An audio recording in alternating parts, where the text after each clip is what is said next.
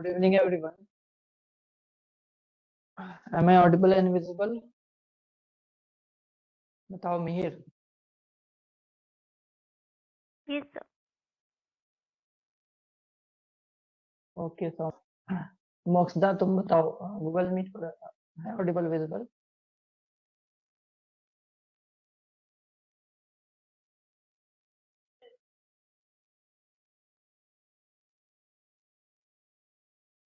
Okay.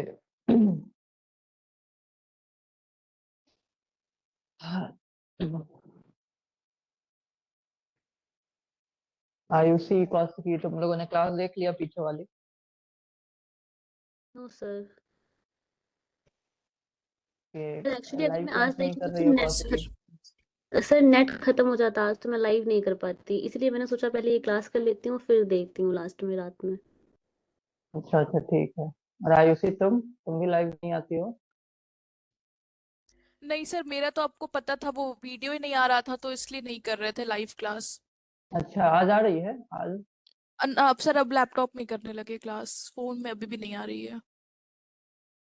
Okay. हम लोगों ने कल क्या डिस्कस किया हुआ था? सेक्शन 187. कल हम लोगों ने सेक्शन 187 डिस्कस किया हुआ था. किसी को कोई डाउट है सेक्शन 187 में किसी प्रोविजन में? सेक्शन 187 से रिलेटेड कोई डाउट किसी को?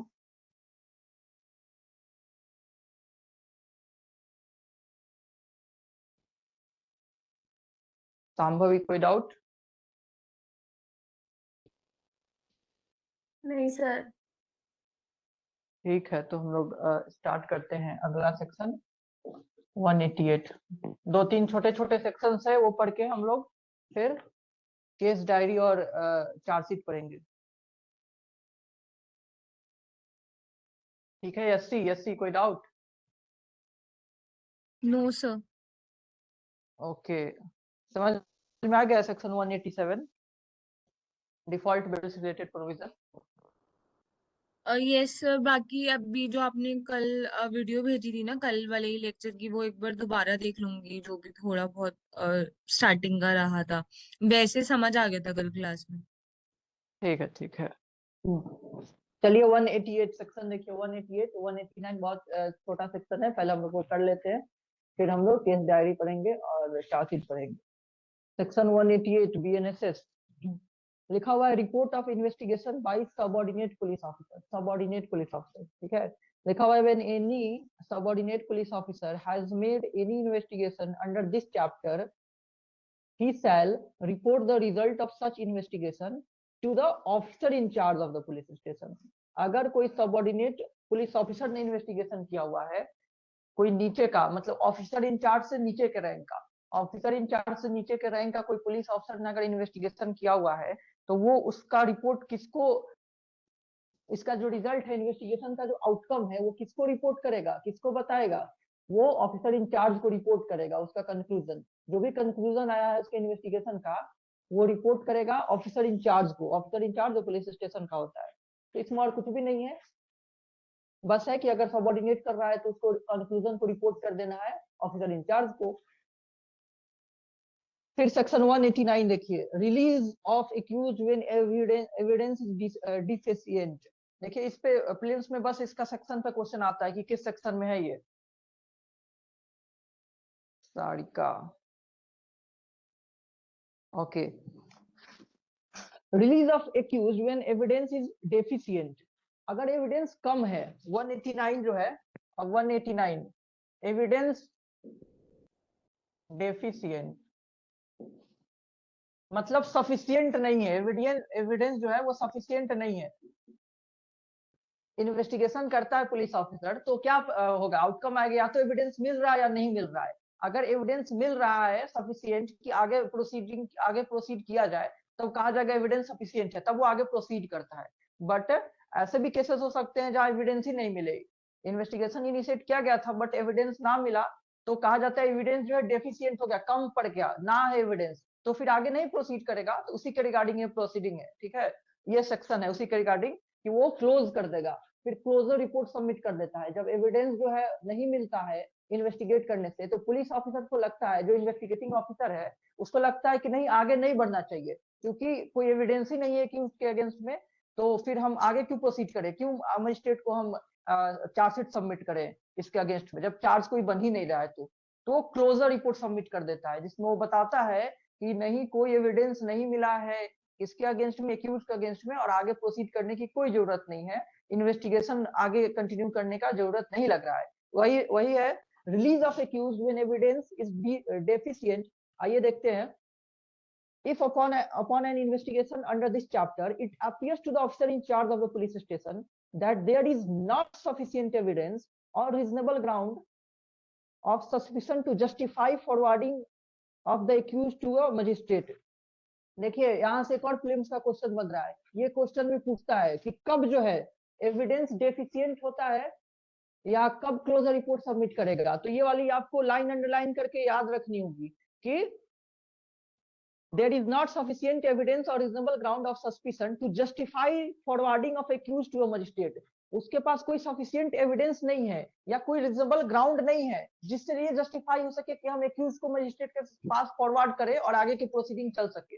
तो क्वेश्चन दे देगा और ऑप्शन में इसके अलावा 3-4 बातें और लिख देगा इसी से रिलेटेड कि नहीं सफिशिएंट एविडेंस नहीं है, वो सेटिस्फाई नहीं हो रहा है। तो आपको जो हूबहू लिखा हुआ है ये लाइन याद रखनी है, क्योंकि ये क्वेश्चन आया हुआ है और उसमें इसी तरह के बाकी चीजें भी रहेंगे। सारे से यही मतलब निकलेगा सारे ऑप्शन से कि नहीं एविडेंस कम है इसलिए बंद किया जा रहा है, लेकिन फिर भी आपको वो सिलेक्ट करना है जो बेयर एक्ट में लिखा हुआ है। तो बेयर एक्ट का इस जो लाइन है इसको अंडरलाइन कर लीजिए, इंपॉर्टेंट है। There is not sufficient evidence और reasonable ground of suspicion to justify the forwarding of accuse to a magistrate. ताकि ये जस्टिफाई नहीं हो पा रहा है उसको पुलिस के अकॉर्डिंग, ये जस्टिफाइड नहीं है कि क्या किया जाए, मजिस्ट्रेट को फॉरवर्ड किया जाए। अगर वो जस्टिफाइड रहता, एविडेंस सफिशिएंट होता तो मजिस्ट्रेट को फॉरवर्ड करता, लेकिन एविडेंस ही डेफिशिएंट है, मतलब कम है। That's why forwarding to the magistrate is not justified according to the police officer जो इन्वेस्टिगेट कर रहा है। ठीक है, और खास करके to justify forwarding the accused to magistrate, it is the main important. ठीक है, कि क्या जस्टिफाई नहीं हो रहा है, फॉरवर्ड करना। इसी को अल्टरनेट दिया रहता है कि नहीं जस्टिफाई नहीं हो रहा है आगे प्रोसीड करना, जस्टिफाई नहीं हो रहा है क्या करना, चार्जशीट सबमिट करना या और इन्वेस्टिगेशन करना। बट यहाँ पे लिखा हुआ है जस्टिफाई नहीं हो रहा है क्या, मजिस्ट्रेट को फॉरवर्ड करना। सच officer shall if such person is in custody. अब जब जस्टिफाई नहीं हो रहा है कि आगे प्रोसीड किया जाए, मजिस्ट्रेट को फॉरवर्ड किया जाए, तो क्या करेगा, अगर अरेस्ट किया हुआ है तो उसको छोड़ देगा। If such person is in custody, release him on his executing a bond or bail bond, as such officer may direct to appear if and when so required before a magistrate empowered to take cognizance of the offence on a police report and to try the accused or commit him for trial.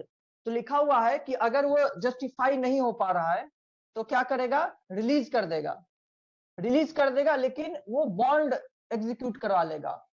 Bond execute करवाने का क्या purpose है, जब वो छोड़ ही रहा है तो इसलिए क्योंकि हो सकता है क्लोजर रिपोर्ट सबमिट करने के बाद मजिस्ट्रेट उसको एक्सेप्ट ना करे, जुडिशियल मजिस्ट्रेट क्लोजर रिपोर्ट को एक्सेप्ट ना करे, उसे लग रहा है कि नहीं आगे इन्वेस्टिगेशन जरूरी है, या हो सकता है वो कॉग्निजेंस ले ले खुद से, तो क्या करेगा, वो बुलाएगा ना फिर एक्यूज को। इसलिए एक्यूज से बॉन्ड एग्जीक्यूट करवाना है पुलिस ऑफिसर को कि आगे अगर आपको जाना पड़े कोर्ट में, मजिस्ट्रेट अगर आपको बुलाए आगे तो आप अपीयर हो। तो एक तरह का आप रिलीज तो कर दे रहा है police officer, but bond execute करवा रहा है कि अगर जुडिशियल ऑफिसर जो है वो आपको बुला रहे हैं, उन्हें लग रहा है कि आगे प्रोसीड करना सही लग रहा है, देन एक्यूज जो है वो बॉन्ड एग्जीक्यूटेड रहेगा, तो एक तरह से बाइंडिंग है उस पर कि वो अटेंड करेगा कोर्ट को, नहीं तो बॉन्ड फॉरफिट कर दिया जाएगा। दैट्स व्हाई बॉन्ड एग्जीक्यूट कराने का दिया हुआ है। अगर जस्टिफाई नहीं लग रहा है कि मजिस्ट्रेट को फॉरवर्ड किया जाए, देन वो एक्यूज पर्सन को अगर अरेस्टेड रखा हुआ है उसको रिलीज कर देगा एक बॉन्ड एग्जीक्यूट करवा के। ठीक है, बॉन्ड इसलिए एग्जीक्यूट करा रहा है ताकि मजिस्ट्रेट के सामने अगर मजिस्ट्रेट बुलाए तो वो अपीयर हो, जब भी उसको बुलाया जाए तब वो अपीयर हो। तो इस सेक्शन से यही पता चल रहा है कि अगर एविडेंस डेफिशिएंट है, मतलब एविडेंस कम है, तो पुलिस है वो आगे प्रोसीड ना करके क्लोजर रिपोर्ट सबमिट कर देता है, और अगर अरेस्टेड है एक्यूज पर्सन तो उसको रिलीज कर देगा एक बॉन्ड एग्जीक्यूट करा करके। ठीक है, और कुछ नहीं है इसमें। सौम्या जी सर।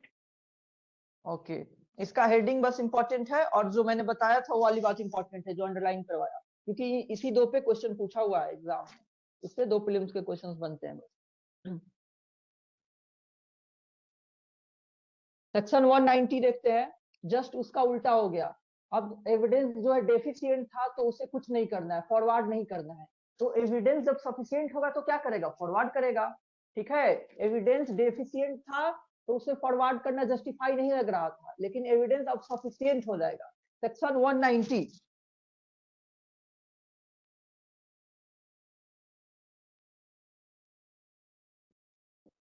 एविडेंस सफिशिएंट है इसमें।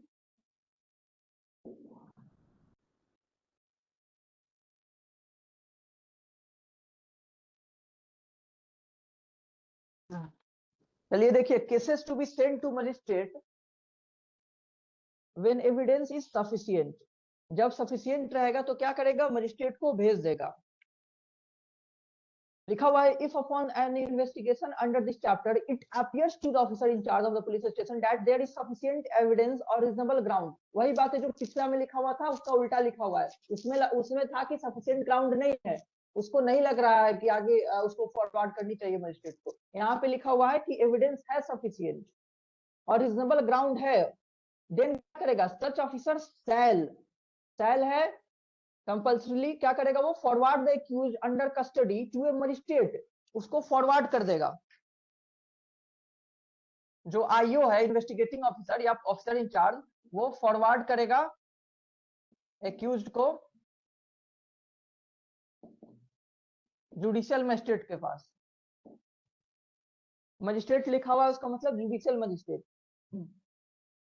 Empower to take cognizance of the offence, और ये कोई भी मजिस्ट्रेट नहीं है। अभी जब हम लोग 187 पढ़ रहे थे तो उसमें मैंने बताया था कोई भी मजिस्ट्रेट हो सकता है। यहाँ पे ये वो जुडिशियल मजिस्ट्रेट है जो एम्पावर होना चाहिए कॉग्निजेंस के लिए, एम्पावर टू टेक कॉग्निजेंस। वो मजिस्ट्रेट जो होना चाहिए वो कॉम्पिटेंट होनी चाहिए, उसकी जुरिडिक्शन होनी चाहिए, उसी के पास भेजना है। जुडिशियल मजिस्ट्रेट यहाँ उसकी बात हो रही है, नॉट एनी जुडिशियल मजिस्ट्रेट। तो that judicial magistrate must be empowered to take cognizance. Police report पे जो कॉग्निजेंस होती है या ट्रायल करने का उसका पावर होना चाहिए। और if the offence is bailable and the accused is able to give security shall take security from him for his appearance before such magistrate on a day fixed। देखिए, अगर बेलेबल ऑफेंस है तब तो वो arrested form में नहीं रख सकता है, तो क्या किया जाता है बेलेबल ऑफेंस में, वो बॉन्ड एग्जीक्यूट करा के उसको छोड़ दिया जाता है।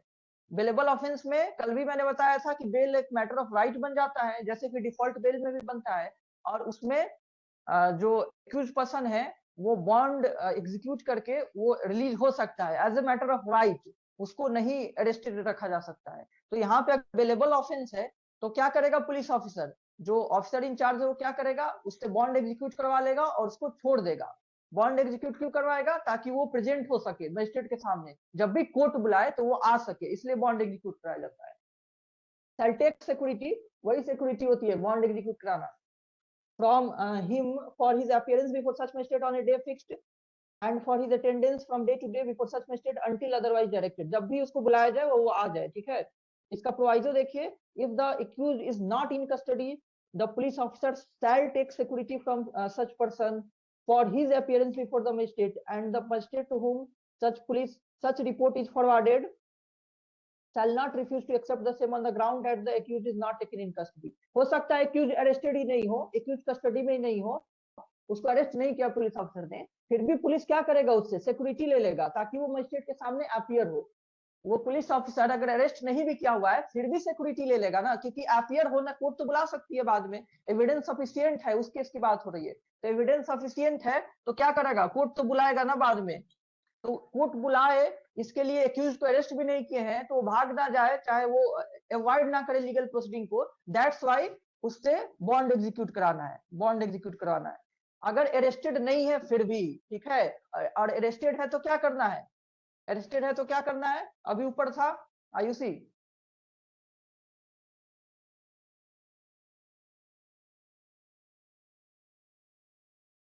अरेस्टेड है तो किसको फॉरवर्ड करेगा, सर मजिस्ट्रेट को, कौन से मजिस्ट्रेट को, जुडिशियल मजिस्ट्रेट। जिसको कॉग्निजेंस लेने का जुरिडिक्शन हो या ना हो, किसको करेगा, कौन से जुडिशियल मजिस्ट्रेट को? जिसके पास कॉग्निजेंस लेने का जुरिस्डिक्शन हो। बिल्कुल, अगर एविडेंस सफिशिएंट है, अगर एविडेंस सफिशिएंट है, देन इन्वेस्टिगेटिंग ऑफिसर जो है एक्यूज को फॉरवर्ड कर देगा जुडिशियल मजिस्ट्रेट को, उस जुडिशियल मजिस्ट्रेट को जो इम्पावर्ड है कॉग्निजेंस लेने के लिए, जो ट्रायल करने के लिए, कॉग्निजेंस लेने के लिए क्या है, कॉम्पिटेंट है, उसको फॉरवर्ड करेगा। अगर अरेस्टेड फॉर्म में है तो, लेकिन बेलेबल ऑफेंस है तो उसको छोड़ देगा, बॉन्ड एग्जीक्यूट करा के। लेकिन अगर नॉट अरेस्टेड है तो भी बॉन्ड एग्जीक्यूट कराएगा, ताकि वो अपीयर हो। Okay Ayushi? Yes sir. Kaushiki तुम्हें समझ में आया? जब अरेस्टेड हो तो क्या करेगा, अगर एविडेंस सफिशिएंट हो, और नॉट अरेस्टेड हो तो क्या करेगा? यस सर, आ गया। ओके चलिए, प्रोवाइजो में लिखा हुआ है वही, नॉट अगर कस्टडी में हो तो भी वो सिक्योरिटी लेगा, बॉन्ड एग्जीक्यूट कराई जाती है, सिक्योरिटी ली जाती है from such person for his appearance. और क्यों कराए, सिक्योरिटी ली जाती है ताकि वो आगे आ सके, अवॉइड ना करे लीगल प्रोसीडिंग को, ठीक है, अवॉइड ना करे। And the magistrate to whom such report is forwarded shall not refuse, मतलब जिस जुडिशियल मजिस्ट्रेट को ये रिपोर्ट भेजी जाएगी, पुलिस जो रिपोर्ट सबमिट करेगी जुडिशियल मजिस्ट्रेट को, वो रिफ्यूज नहीं करेगा उस रिपोर्ट को एक्सेप्ट करने से, जस्ट बिकॉज एक्यूज को कस्टडी में नहीं रखा गया है। क्योंकि जरूरी नहीं है कि वो अरेस्ट किया ही जाए ना, एक्यूज को अरेस्ट करना is not compulsory, cognizable offence में भी अरेस्ट करना इज नॉट कंपल्सरी, वो पुलिस कर भी सकता है, नहीं भी कर सकता है। तो लेकिन पुलिस तो इन्वेस्टिगेट करके रिपोर्ट सबमिट करेगा ही ना, उसको इस ग्राउंड पे कभी रिजेक्ट नहीं करेगा जुडिशियल मजिस्ट्रेट कि आपने एक्यूज को अरेस्ट क्यों नहीं किया हुआ है। सब सेक्शन 2 देखते हैं।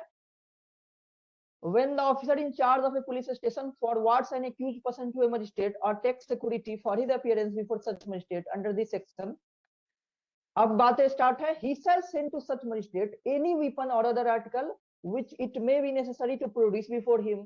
देखिए, जब भेज रहा है एक्यूज पर्सन को, जब फॉरवर्ड कर रहा है तो उसके साथ क्या भेज देगा, कुछ वीपन अगर रिकवर हुआ है, कोई वीपन या कोई अदर आर्टिकल जो रिकवर किया हुआ है, जो जरूरी लग रहा है कि भेजना चाहिए मजिस्ट्रेट को, जुडिशियल मजिस्ट्रेट को, वो भी भेज देगा। एक्यूज के साथ में इनको भी भेज देगा, क्योंकि ये भी एसेंशियल लग रहा है कि ये कंसीडर करेगा जुडिशियल मजिस्ट्रेट। तो वीपन अगर या अदर आर्टिकल जो भी हो सकते हैं, अगर वो रिकवर हुए हैं तो वो भी साथ में भेज देगा। तो he shall send to such magistrate, मतलब such judicial magistrate, any weapon और other article which it may be necessary to produce before him, जो उसके सामने प्रोड्यूस करना जरूरी लग रहा है। एंड सेल, देखिए यहाँ से एक और इंपॉर्टेंट बात, सबसे पहले क्या निकला, सब सेक्शन 2 से पहला बात ये निकला कि एक्यूज के साथ में ये भेज देगा। एक्यूज को तो भेजना ही है, सब सेक्शन 1 में ही हमने पढ़ा एक्यूज को फॉरवर्ड करना है, अगर एविडेंस सफिशिएंट निकल रहा है तो। यहाँ पे एविडेंस सफिशिएंट है तो एक्यूज को फॉरवर्ड करना है। सब सेक्शन 2 में बोल रहा है कि उसके साथ में क्या और फॉरवर्ड कर देना है, वीपन को, अदर आर्टिकल्स को, वो भी फॉरवर्ड कर देना है। एक और चीज की बात कर रहेगा, इसका दूसरा, and shall require the complainant, if any, and so many of the persons who appears to such officer to be acquainted with the facts and circumstances of the case। मतलब कंप्लेनेंट हो गया, या जो एक्वेंटेड होते हैं, witness होते हैं, witness ही acquainted होते हैं ना, तो कंप्लेनेंट और विटनेस के रिगार्डिंग है, उससे क्या करवाएगा, and shall require the complainant and the witnesses हो जाएगा of the case as he may think necessary to execute a bond to appear before the magistrate as thereby directed and prosecute or give evidence as the case may be in the matter of the charge against the accused। उनसे भी एक bond execute करवाएगा, इनसे भी एक bond execute करवाएगा, ताकि ये प्रेजेंट हो कोर्ट में, मजिस्ट्रेट के सामने जाए और प्रोसिक्यूशन का काम करे, उसके अगेंस्ट में एविडेंस दे। विटनेस कौन है, जो एक्वेंटेड है फैक्ट्स एंड सर्कमस्टांस के साथ, तो वो कोर्ट में जाए और अगेंस्ट जो भी एविडेंस है वो दे कोर्ट में, इसके लिए इसे बॉन्ड एग्जीक्यूट करवा लेगा। और कंप्लेनेंट तो कंप्लेन किया ही हुआ है, तो कंप्लेनेंट को तो जाना जरूरी है ही, तो कंप्लेनेंट को भी क्या करेगा, बॉन्ड एग्जीक्यूट करवा लेगा। तो दो काम कर रहा है पुलिस ऑफिसर यहाँ पे, सबसे पहले साथ में वीपन और आर्टिकल भेज दे रहा है, किसके साथ में, एक्यूज पर्सन के साथ में। दूसरा कर रहा है कि जो कंप्लेनेंट है एंड विटनेसेस है, कंप्लेनेंट एंड विटनेसेस हैं, उनसे क्या करा रहा है, बॉन्ड एग्जीक्यूट करवा ले रहा है। और बॉन्ड एग्जीक्यूट यहाँ भी करवाने का वही मतलब है, ताकि वो कोर्ट में अपीयर हो। ये नहीं कि सब कुछ चल रहा है और विटनेसेस ही नहीं जा रहे हैं कोर्ट पे और कंप्लेनेंट ही नहीं जा रहा है कोर्ट पे, तो इन्हीं के बॉन्ड पे, पर्सनल बॉन्ड पे क्या करवा लिया जाएगा, एग्जीक्यूट करवा लिया जाएगा ताकि वो लोग कोर्ट में अपीयर हो। ऋचा, किसी को कोई डाउट होगा तो बोलिएगा। जी सर। हाँ ऋचा, समझ में आया है अभी तक? बिल्कुल सर। हाँ, अगर किसी को स्लो बताना होगा या फास्ट हो रहा होगा तो बताइएगा, मैं फिर से एक्सप्लेन कर दूंगा। सर आप थोड़ा सा फास्ट हो रहे हैं, मतलब थोड़ा सा प्लीज स्लो। मुझे ऐसा लग रहा है कि ओके ओके, ठीक है सर, ओके थैंक यू। देखिए क्योंकि यही होता है, अगर रोज रोज आप लोग क्लास नहीं अटेंड करेंगे तो थोड़ा सा तो वो हो जाता है ना, फास्ट लगेगा ही, क्योंकि प्रोविजंस है सब कंटिन्यूएंस में चल रहा है। अब इन्वेस्टिगेशन, ये जो चैप्टर है वो अब तो एंड होने वाला है, मोस्ट प्रोबेबली आज ही हो जाएगा, लेकिन वो बहुत कंटिन्यूएंस में सारे चल रहे हैं, तो वो फ्लो बना रहता है, तो आप लोग की तरफ से भी समझने थोड़ी आसानी होगी। दैट्स व्हाई वो रोज का क्लास करना जरूरी होता है, तो आप लोग क्या कीजिए। ठीक है सारिका, बहुत दिन बाद आई हो क्लास करने। यस सर, अब हम डील करेंगे। तुम तो रिकॉर्डिंग भी इधर नहीं मांग रही हो। सर क्योंकि मतलब अभी हम इधर उतना कर नहीं पा रहे हैं, इसलिए मैंने सोचा पहले पिछला वाला देख लेंगे फिर मांगेंगे। अच्छा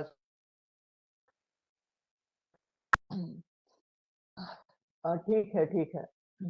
और किसी को दिक्कत हो रही है? मिहिर, मिहिर समझ में आ रहा है? हाँ भैया है। ओके ओके, मोक्षदा तुम बताओ। अच्छा ठीक है। सब सेक्शन 2 समझ में आया? कौशिकी, सब सेक्शन 2 अभी जो मैंने बताया कि क्या क्या भेजना है साथ में। यस सर, सब वेपन सेक्शन और 2 अदर ओके। हाँ, यस सर। वेपन और आर्टिकल भेज देना है साथ में एक्यूज पर्सन के साथ में। एक्यूज पर्सन कौन भेज रहा है? ये investigating officer, officer in charge. Officer in charge जब एविडेंस सफिशिएंट है तो फॉरवर्ड कर देता है मजिस्ट्रेट को। किसको? जुडिशियल मजिस्ट्रेट को। पिछले सेक्शन में हमने पढ़ा एविडेंस जब सफिशिएंट नहीं है, डेफिशिएंट है, कम है, तो क्या करता है वो, उसको जस्टिफाई नहीं लगता है कि वो मजिस्ट्रेट को फॉरवर्ड करे, और यहाँ सफिशिएंट है तो कर दे रहा है फॉरवर्ड। ओके, तो यहाँ फॉरवर्ड कर दे रहा है एक्यूज पर्सन को, किस मजिस्ट्रेट को? जो इंपावर्ड है कॉग्निजेंस लेने के लिए। तो उसके साथ में उसको वेपन भी भेजना है, या दूसरे आर्टिकल की जरूरी लग रहा है कि प्रोड्यूस होना जरूरी है मजिस्ट्रेट के सामने, वो भी भेज देगा साथ में। एंड देन वो कंप्लेनेंट का और विटनेसेस वो जो एक्वेंटेड होते हैं फैक्ट्स एंड सर्कमस्टांस से, जो जान पहचान है, जो फैक्ट्स एंड सर्कमस्टांस को जानते हैं, तो वो विटनेसेस का और कंप्लेनेंट का क्या कर लेगा? उनसे भी बॉन्ड एग्जीक्यूट करवा लेगा, ताकि वो भी आगे जाए। और ये क्या करता है? कंप्लेनेंट जाकर क्या करेगा? आगे प्रोसिक्यूट में हेल्प करेगा ना, तो वही प्रोसिक्यूट कराए, जो भी उसके पास एविडेंस है एक्यूज के अगेंस्ट में वो दे। तो वो एक तरह के इंश्योर करने के लिए कि यही लोग मत अवॉइड कर दे, इनसे भी बॉन्ड एग्जीक्यूट करवा लेगा। चलिए सब सेक्शन 4 देखते हैं। सब सेक्शन 4 नहीं, सब सेक्शन 3 देखते हैं। If the court of the CJM मतलब chief judicial magistrate is mentioned in the bond, such court shall be held to include any court to which such magistrate may refer the case for inquiry or trial। देखिए, जो bond execute करा रहा है, तो bond में अगर CJM mention है, CJM कि हाँ आपको वहां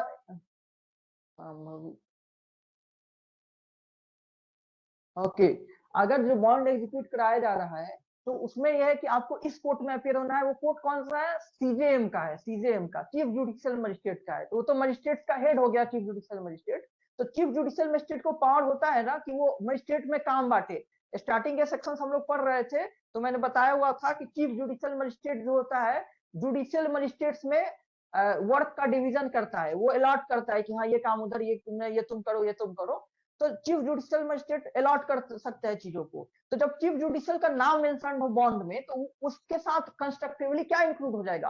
वो सारे नीचे के कोर्ट इंक्लूड हो जाएंगे, मतलब वो सारे मजिस्ट्रेट के कोर्ट इंक्लूड हो जाएंगे जिनके पास चीफ जुडिशियल मजिस्ट्रेट फॉरवर्ड कर सकता है, मतलब रिफर कर सकता है कि नहीं तुम देखो तुम देखो। अब ये नहीं कि दूसरा जो मजिस्ट्रेट है उसके नीचे वाले वो नहीं इंक्लूड होंगे, चीफ जुडिशियल मजिस्ट्रेट उनके पास भेज सकता है। तो अगर बॉन्ड में मेंशन्ड है सीजेएम, तो that includes, that constructively include other courts to which CJM can refer the case. ठीक है Kaushiki? Yes okay, to which such magistrate may refer the case for inquiry or trial provided reasonable notice of such reference is given to such complainant or person। और ये notice CJM refer करने से पहले एक notice दे देगा, किसको? Complainant को notice दे देगा। क्योंकि वो रिफर करेगा ना उसको, ताकि उसके सामने अपीयर होना है, तो इन्हें भी पता होनी चाहिए ना कंप्लेनेंट को। सब सेक्शन 4 देखिए, the officer in whose presence the bond is executed, जिसके प्रेजेंस में बॉन्ड एग्जीक्यूट होता है, shall deliver a copy thereof, मतलब उस बॉन्ड का कॉपी किसको डिलीवर करेगा, to one of the person who executed it, जो एग्जीक्यूट कर रहे हैं उन्हें डिलीवर करेगा, and shall then send to the magistrate the original with his report. ठीक है, अपने रिपोर्ट के साथ ओरिजिनल किसको भेज देगा, मजिस्ट्रेट को भेज देगा, और उसका कॉपी किसको दे देगा, जो एग्जीक्यूट कर रहा है उसको दे देगा, जो एग्जीक्यूट कर रहा है उसको कॉपी दे देगा, मतलब जेरॉक्स दे देगा, और ओरिजिनल जो है किसको भेज देगा, मजिस्ट्रेट को, क्योंकि उन्हीं के सामने तो अपीयर होना है ना, मजिस्ट्रेट के सामने ही तो अपीयर होने के लिए बॉन्ड एग्जीक्यूट करवाया जा रहा है, दैट्स व्हाई उन्हीं को भेजना है। Okay Ayushi? Yes sir. Okay, सब सेक्शन 4 हो गया। चलिए सेक्शन 191 देखते हैं, उसके बाद टॉपिक शुरू होगा केस डायरी। चलिए देखिए सेक्शन 191 बहुत आसान है। Complainant and witnesses not to be required to accompany police officers and not to be subject to restraint. इसका हेडिंग से ही दोनों चीजें क्लियर है। चलिए पढ़ते हैं इसको क्या लिखा हुआ है। नो कंप्लेनेंट और witnesses on his way to any court shall be required to accompany a police officer। इसका क्या मतलब है कि पुलिस ऑफिसर जो है वो कंप्लेनेंट को और विटनेस को साथ नहीं देगा, उसको कंपनी नहीं करेगा कोर्ट जाने के रास्ता में, उसको कंपनी नहीं देना है, साथ में जाना वो जरूरी नहीं है। ठीक है, तो पुलिस ऑफिसर जो है वो नहीं कंपनी करेगा कंप्लेनेंट को और विटनेस को। आप अंडरलाइन कर लीजिए कंप्लेनेंट विटनेस, कंप्लेनेंट की बात हो रही है और विटनेस की बात हो रही है। जो कंप्लेन किया हुआ है वो कंप्लेनेंट है, और विटनेस कौन है, who are acquainted with the facts and circumstances of the case। ठीक है, witnesses are those persons who are acquainted with the facts and circumstances of the case। तो कंप्लेनेंट और विटनेस जब कोर्ट जा रहे होते हैं, तो उनको उनका साथ किसको नहीं देना है, किसको साथ में नहीं जाना है, पुलिस ऑफिसर्स को। ये पहली बात हो गई। और दूसरी बात हो गई इसमें लिखी हुई है एंड और shall be subject to unnecessary restraint और इनकन्वीनियंस, और उनको जो है परेशान नहीं करना है, किसको, कंप्लेनेंट को और विटनेसेस को। कंप्लेनेंट को और विटनेसेस को अननेसेसरी आप रिस्ट्रेन नहीं कर सकते हैं। ये नहीं कि वो बुला करके पुलिस स्टेशन में रखे हुए है या कहीं भी रखे हुए है पुलिस ऑफिसर, आपको इनकन्वीनियंस नहीं कॉज करनी है कंप्लेनेंट विटनेसेस को, और रिस्ट्रेन भी नहीं रखनी है, क्योंकि विटनेस जो है वो अगर उसको इनकन्वीनियंस कॉज किया जाए तो कोई क्यों विटनेस बनेगा, तब तो और प्रॉब्लम क्रिएट हो जाएगी क्रिमिनल जस्टिस सिस्टम के लिए। लोग जो है हेल्प नहीं करेंगे किसी भी क्राइम के प्रोसिक्यूशन में, लोग हेल्प नहीं करेंगे अगर उन्हें पता रहेगा कि नहीं बहुत दिक्कतें कॉज की जाती है, तो कोई विटनेस क्यों बनेगा। दैट्स व्हाई ये प्रोविजंस है कि आपको जो है अननेसेसरी का कोई इनकन्वीनियंस नहीं कॉज करनी है, जो भी विटनेसेस हैं उनको या कंप्लेनेंट को भी। ठीक है, तो दो बातें हो गई। पहली बात, एक कंपनी नहीं करना है पुलिस ऑफिसर को, किसको नहीं करना है, तो कंप्लेनेंट और विटनेस को जब वो कोर्ट जा रहे होते हैं। दूसरा हो गया कि कंप्लेनेंट को और विटनेस को इनकन्वीनियंस मतलब परेशानी नहीं कॉज करना है। संभवी बार बार लीव हो जा रहा है क्या? बस हाँ ओके, कोई बात नहीं। इनकन्वीनियंस मतलब परेशानी नहीं करना है, परेशान नहीं करना है कंप्लेनेंट को और विटनेस को। पुलिस के द्वारा परेशान नहीं किया जाना चाहिए कंप्लेनेंट को और विटनेस को, और बिना मतलब का उनको रिस्ट्रेंट भी नहीं करना है, आपको पकड़ के नहीं रखना है उनको, कहीं भी आप रिस्ट्रेंट नहीं कर सकते, मतलब रोक नहीं सकते। अरे फिर से लीव हो गया। ओके, इसका भी प्रोविजन देख लेते हैं। Provided that if any complainant or witnesses refuses to attend or to execute a bond, okay उसमें ऊपर भी और रुक गया, रेस्टेंट छूट गया है, रेस्टेंट or inconvenience or required to give any security for his appearance other than his own bond. इसको अंडरलाइन कीजिए, other than his own bond को, other than his own bond को अंडरलाइन कर लीजिए। अब जो है उनसे किस तरह की सिक्योरिटी लेनी है, उनसे सिक्योरिटी जो लेगा उसके अपीयर होने के लिए, कंप्लेनेंट और विटनेस को अपीयर होने के लिए जो सिक्योरिटी लेगा वो ओन बॉन्ड पे होगा, मतलब पर्सनल बॉन्ड पे होगा। मैंने बताया था कि नहीं पर्सनल बॉन्ड, पहले बॉन्ड एंड पर्सनल बॉन्ड में डिफरेंस बताया हुआ है कि नहीं बताया हुआ है आयुषी?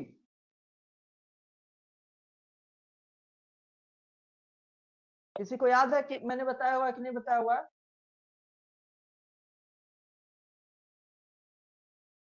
जब डेफिनेशन हम लोग पढ़ रहे थे तो इस डिफाइन में क्या हुआ है, personal bond and bond. Sir bond मतलब विद श्योरिटी होता है ना, और बॉन्ड और बेल बॉन्ड मुझे याद आ रहा है। Okay okay, bond is bail bond, नहीं ओके। सर, और नहीं, purse- bond is bail bond नहीं बोल रही हूँ, मतलब बॉन्ड अलग है और बेल बॉन्ड अलग है ना, अलग अलग डेफिनेशन इसकी दी हुई है। हाँ तो क्या होता है बताओ? सर बॉन्ड विद श्योरिटी होता है, पर्सनल बॉन्ड बॉन्ड ही, और बेल बॉन्ड होता है विदाउट श्योरिटी। ओके, और कोई बताया? हाँ सर, बेल बॉन्ड जो सर होता है वो विद श्योरिटी होता है, और बॉन्ड जो होता है वो पर्सनल बॉन्ड होता है, और वो विदाउट श्योरिटी वाला होता है। अच्छा, तो पर्सनल बॉन्ड को बस बॉन्ड कर, अगर बस बॉन्ड लिखा हुआ है तो उसका मतलब हम पर्सनल बॉन्ड लेंगे या विद सिक्योरिटी वाला या विदाउट सिक्योरिटी वाला? सर बॉन्ड अगर सिर्फ लिखा है तो पर्सनल बॉन्ड लेंगे विदाउट श्योरिटी वाला। ओके, और विद सिक्योरिटी के लिए? ये बहुत हल्ला हो रहा है क्या, तुम लोग को भी ये सुनाई दे रहा है बेल क्या? बॉन्ड। नो नहीं सर। सर, कोई आवाज नहीं कुछ आवाज आ रही है क्या तुम लोग को? है। नो नहीं सर। सर। मैं थोड़ा गेट बंद कर देता हूँ।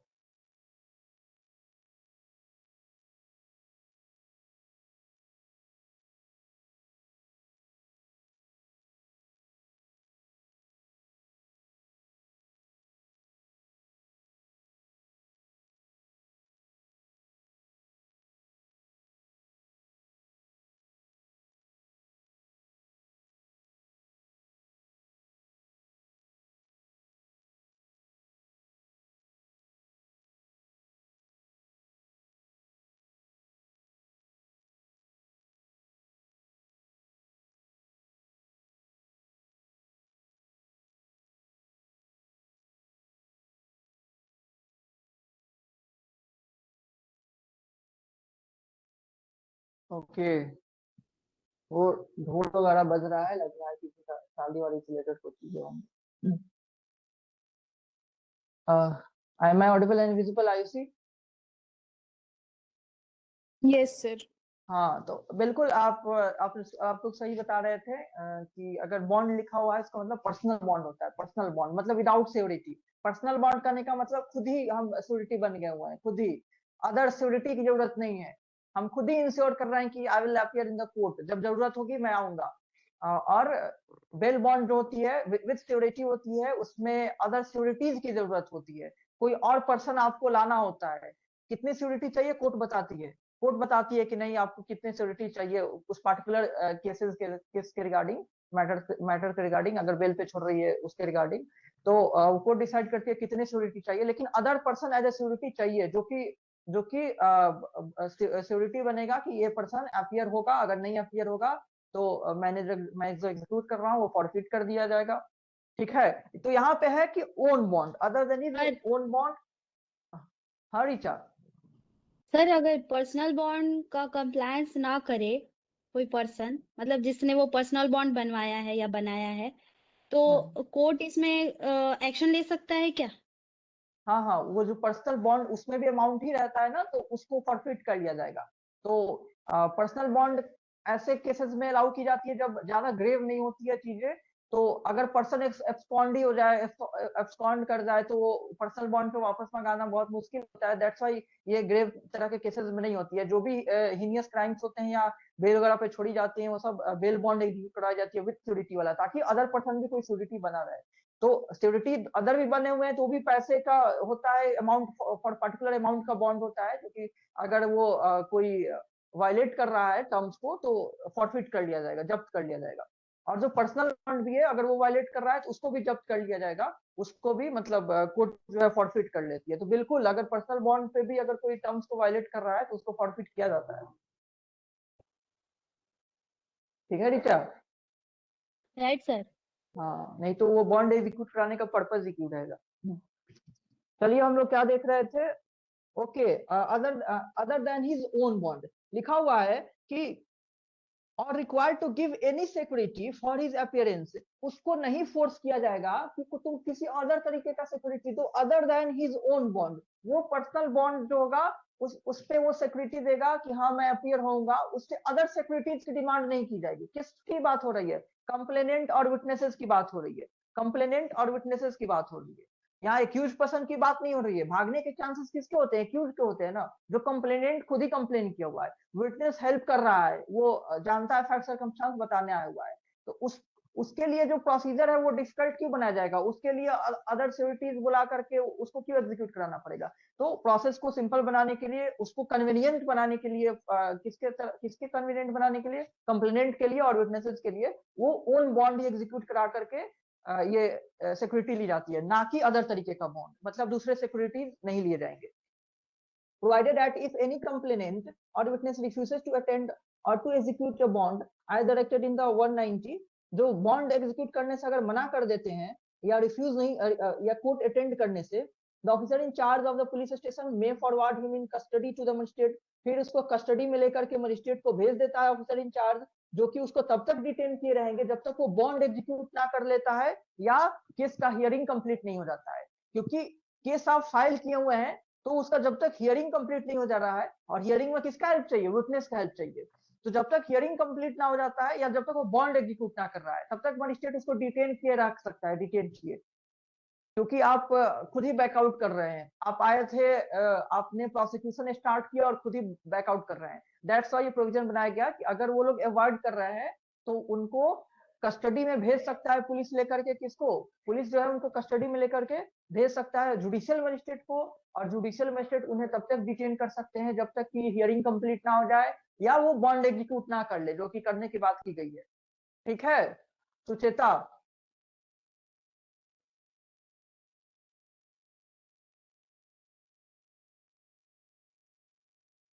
मिहिर, मिहिर समझ में आया?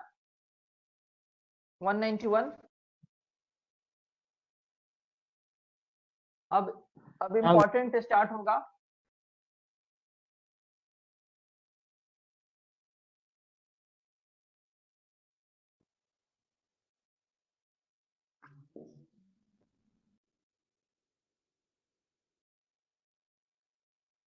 आयुषी तुम्हें समझ में आया? हाँ सर। ओके, चलिए अब हम इम्पोर्टेंट टॉपिक स्टार्ट करने जा रहे हैं, जो कि केस डायरी है। ठीक है मोक्षदा, मोक्षदा कोई डाउट?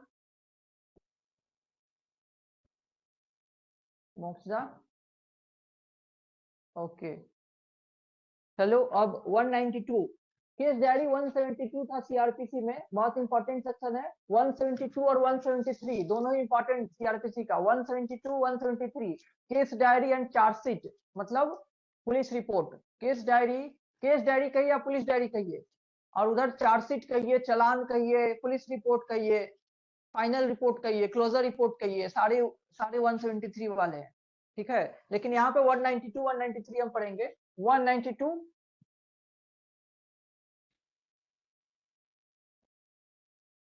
केस डायरी या पुलिस डायरी की बात करता है।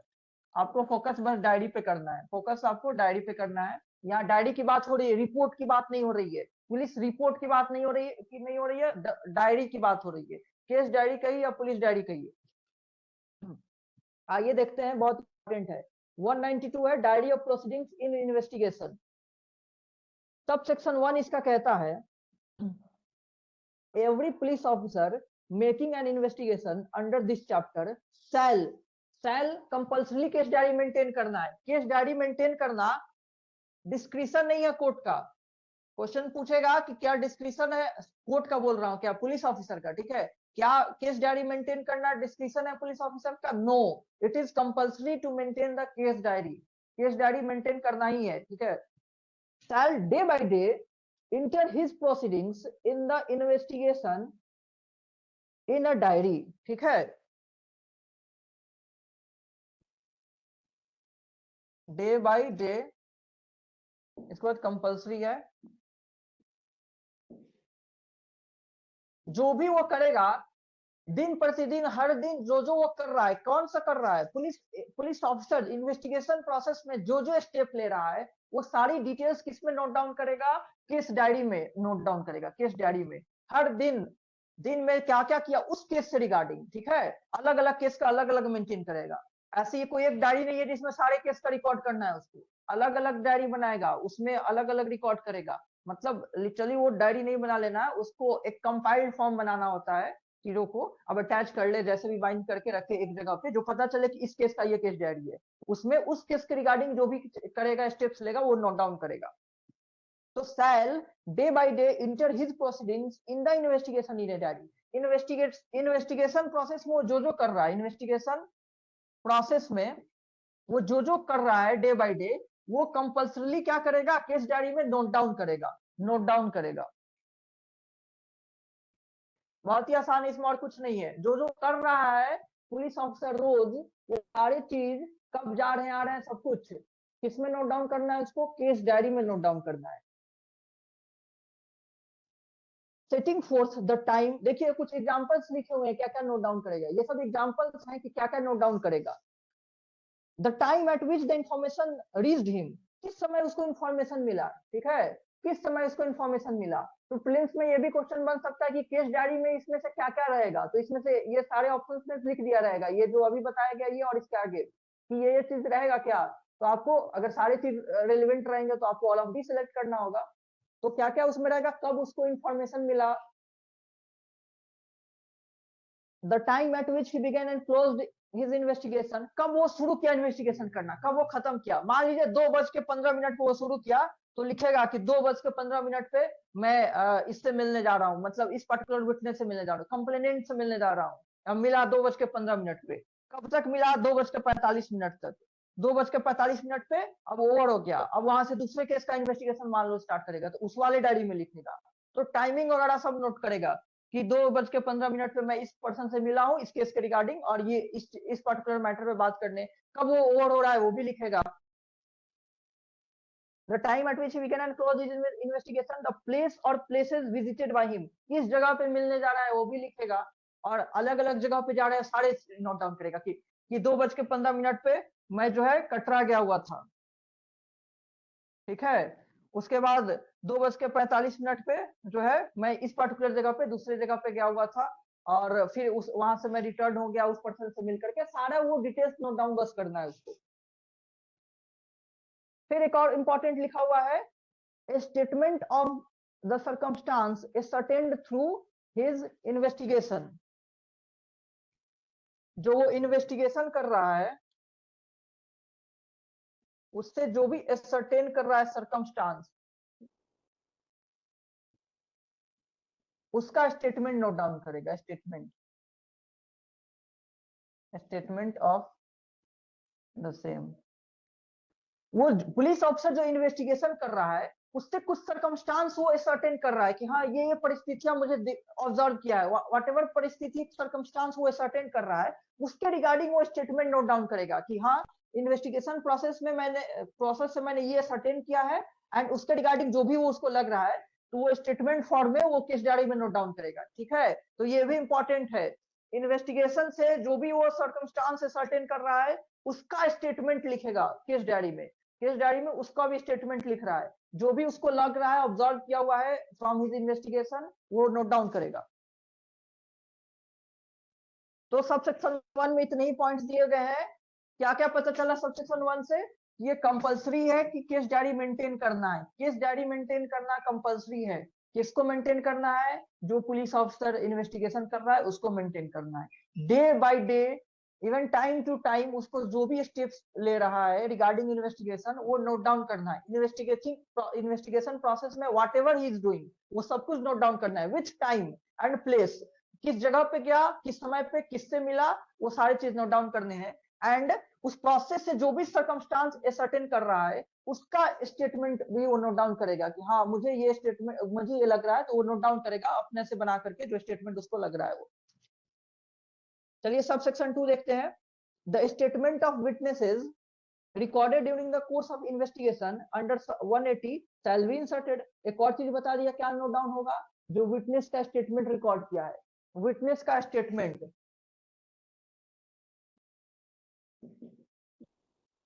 वन 180 में दिया हुआ था विटनेस का स्टेटमेंट रिकॉर्ड करना है, वो भी नोट डाउन करेगा केस डायरी में। अब देखिए एक और इंपॉर्टेंट बात लिखा हुआ है, ये भी पूछता है एग्जाम में, the diary refer to in subsection 1 shall be a volume and duly paginated. क्या मतलब हुआ इसका, रीचा बताओ। डायरी वॉल्यूम के फॉर्म में होगा और ड्यूली पेजिनेटेड होगा।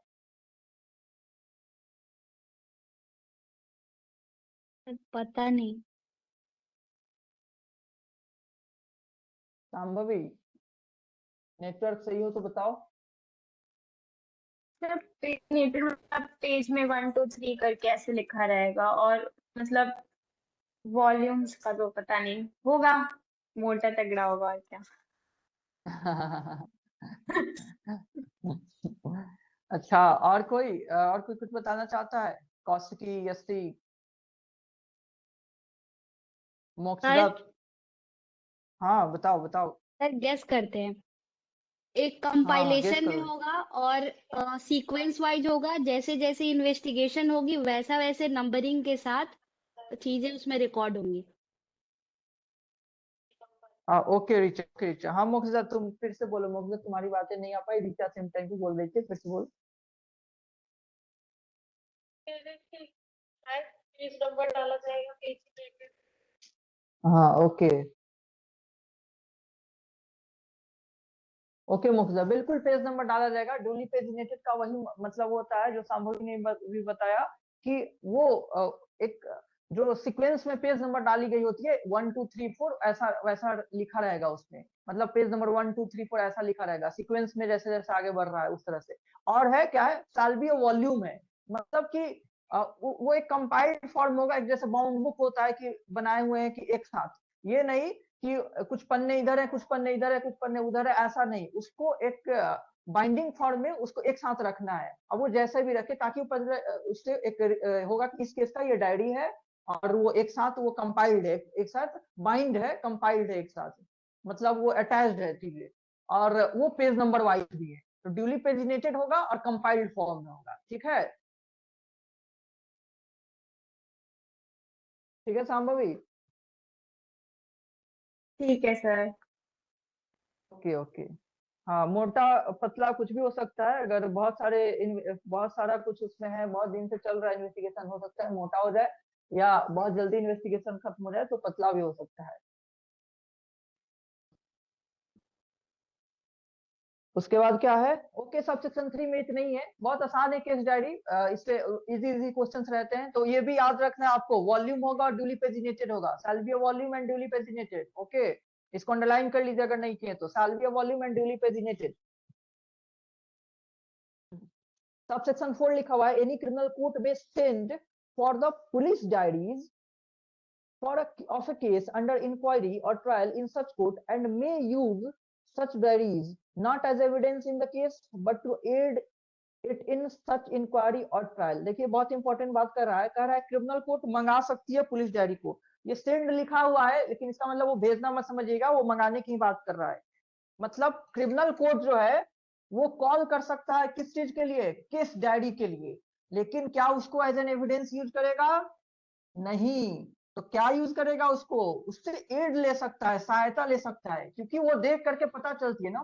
केस डायरी मेंटेन करने का अगर पर्पज है तो क्या पर्पज कहा जा सकता है, what is the purpose to maintain case diary, कोई बताएगा?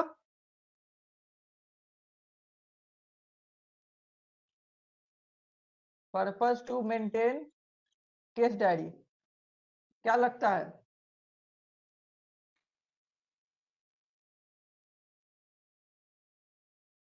इससे किसको हेल्प मिलने वाली है, केस डायरी क्यों बनाया जा रहा है? फ्लश करने के लिए, क्या करने के लिए? मेमोरी रिफ्रेशिंग ओके, मेमोरी को रिफ्रेश करने के लिए। बिल्कुल बिल्कुल, मेमोरी रिफ्रेश करने के लिए यूज हो सकती है, बाद में वो देख सकता है कि कब उसने क्या क्या किया हुआ था, यानी कि एक तो सबसे पहले तो एक ट्रांसपेरेंसी भी मेंटेन हो रही है कि कब क्या किया जा रहा है, वो नोट डाउन हो रही है, एक तो ट्रांसपेरेंसी मेंटेन हो रही है हीरो की।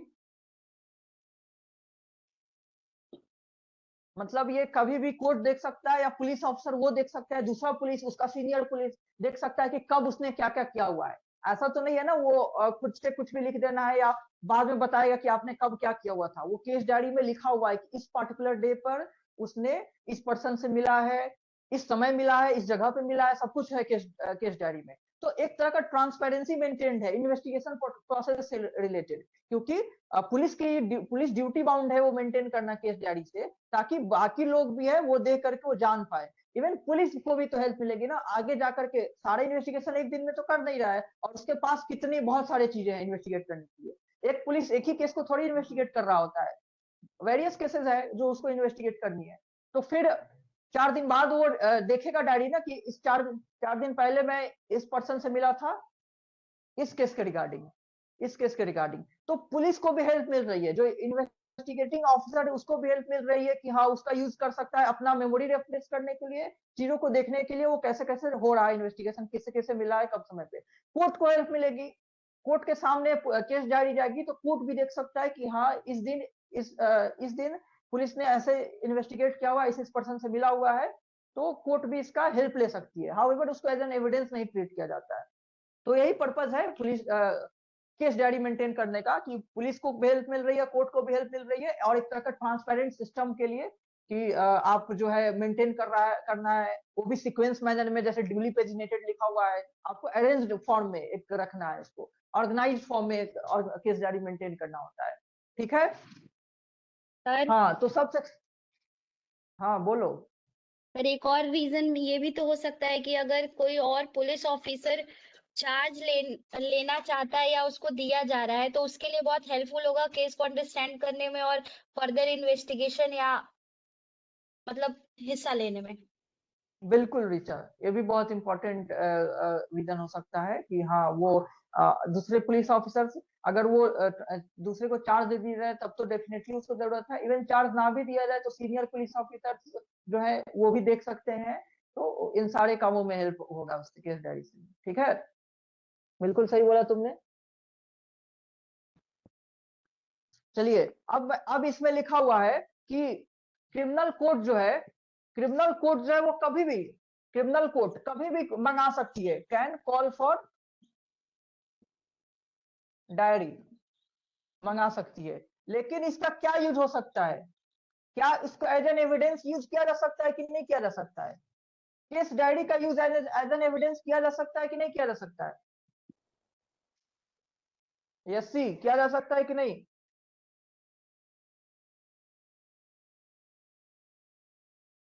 सर शायद किया तो जा सकता है, लेकिन या तो नहीं किया जा सकता है, या शायद ऐसा होता है कि किया जा सकता है बट इतनी वो नहीं होती उसकी एडमिसिबिलिटी, मतलब। एविडेंस वैल्यू नहीं होती जी है। जी जी, यस सर। अच्छा अच्छा। हाँ और बताओ संभव किया जा सकता है कि नहीं किया जा सकता है? नहीं किया जा सकता है, बस हेल्प लेने के लिए इसको यूज किया जाता है। बिल्कुल बिल्कुल। हाँ मैंने एक बार सेक्शन रेड भी कर लिया हुआ था, इस सेक्शन में एक्सप्रेसली लिखा हुआ है कि not use as an evidence, evidence के रूप में यूज ही नहीं किया जा सकता है। और किस चीज के लिए यूज किया जा सकता है, तो नो काट दिया मैंने। और कैसे, एड में सहायता लेने के लिए यूज किया जा सकता है कोर्ट के द्वारा, yes, use of case diary, case diary का use as an evidence, no. To take aid, to aid मतलब हेल्प, सहायता, ठीक है, एड का मतलब सहायता होता है, उसकी मदद लेना होता है। तो केस डायरी की हेल्प ले जा सकती है, कुछ भी कोर्ट को लग रहा है कि हाँ क्या हुआ था उस दिन, ये जो विटनेसेस है उसको उससे पुलिस बात किया हुआ था कि नहीं एक्चुअली। तो प्रोसेसेस देखने के लिए, इन्वेस्टिगेशन प्रोसेस को देखने के लिए कोर्ट हेल्प ले सकती है केस डायरी का। बट जो केस डायरी है वो in itself is not an evidence, उसका एज एन एविडेंस यूज हो ही नहीं सकता है। ठीक है, तो यही सब सेक्शन 4 में लिखा हुआ है कि एनी क्रिमिनल कोर्ट में send for the police diary, मतलब पुलिस डायरी मंगा सकती है, पुलिस डायरी मंगाने की बात कर रहा है। Criminal court can call for police diary of a case under inquiry or trial in such court and may use such diary, और उसका यूज कर सकता है। तो किस तरह का यूज कर सकता है, as an evidence, no. To take aid, yes, यही बात लिखी हुई है बस। ठीक है कौशिकी, क्लियर है? Yes sir. ओके एक केस भी था इस पर, Shamsul Kunwar versus state of UP, उसमें भी कोर्ट ने यही हेल्ड किया हुआ था कि ये एविडेंस नहीं है, case diary is not can not be used as an evidence, इसकी it has no evidentiary value, इसकी कोई एविडेंसरी वैल्यू ही नहीं है, तो यूज नहीं हो सकती है। चलिए सब सेक्शन 5 देखते हैं हम लोग पहले। neither the accused person neither the accused nor his agents shall be entitled to call for such diaries। अब जो है accused person जो है वो केस डायरी नहीं मांग सकता है। accused person, ये भी इंपॉर्टेंट है, आप लोग याद रखिएगा, ये भी पूछता है क्वेश्चन कि accused cannot demand case diary, case diary का डिमांड नहीं कर सकता एक्यूज, क्योंकि उसको एज एन एविडेंस यूज किया ही नहीं जा रहा है। अगर कोई चीज इंपॉर्टेंट होती ट्रायल में, उसका एविडेंसरी वैल्यू होता, तब तो एक्यूज को भी दिया जाता ना, ताकि वो खुद को डिफेंड कर पाए। एक्यूज को मिलता जब वो इसकी एविडेंसरी वैल्यू होती, ताकि वो खुद को डिफेंड कर पाए, लेकिन उसकी कोई एविडेंसरी वैल्यू ही नहीं है, उसके अगेंस्ट खुद को डिफेंड ही नहीं करना है उसको एक्यूज को, तो क्यों चाहिए उसको केस डायरी? तो केस डायरी नहीं मांग सकता है एक्यूज पर्सन। क्वेश्चन आएगा कि क्या एक्यूज पर्सन केस डायरी मांग सकता है, तो answer is no, accuse person can not call for case diary. ठीक है, तो neither the accused nor his agent shall be entitled to call for such diaries, nor shall he or they be entitled to see them merely because they are referred to by the court। अब court तो refer कर सकता है ना, अभी हमने पढ़ा कि कोर्ट उसका हेल्प ले सकता है, एड मतलब कोर्ट उसका एड ले सकता है, कोर्ट सहायता ले सकता है केस डायरी का, कुछ समझने के लिए, इन्वेस्टिगेशन प्रोसेस को समझने के लिए कोर्ट हेल्प ले सकता है केस डायरी का। अब कोर्ट मान लीजिए पता है मुझे कोर्ट के सामने है और जज साहब देख रहे हैं केस डायरी को, तो एक्यूज कहेगा नहीं नहीं मुझे भी दिखाओ, वो नहीं दिया जा सकता है। कोर्ट हेल्प ले रहा है उसका केस डायरी का, इसका मतलब ये नहीं कि एक्यूज पर्सन इंटाइटल हो गया केस डायरी देखने के लिए। ओके, तो एक्यूज पर्सन या उसका एजेंट केस डायरी के लिए नहीं इंटाइटल होता है, इवन इफ कोर्ट उसका यूज कर रही है for understanding the investigation process, फिर भी जो है एक्यूज या उसका एजेंट नहीं इंटाइटल हो जाता है केस डायरी के लिए। ओके, लेकिन एक इसमें सर्कमस्टांस दिया हुआ है जब वो केस डायरी का रेलेवेंट पोर्शन जो है वो मांग सकता है, वो हम देखते हैं अब क्या है वो। But if they are used by the police officer who made them to refresh his memory, पहला सर्कमस्टांस दिया हुआ है,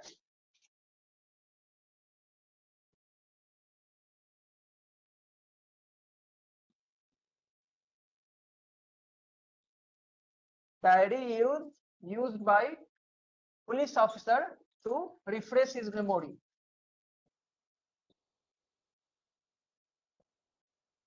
अब मान लीजिए ट्रायल चल रहा है,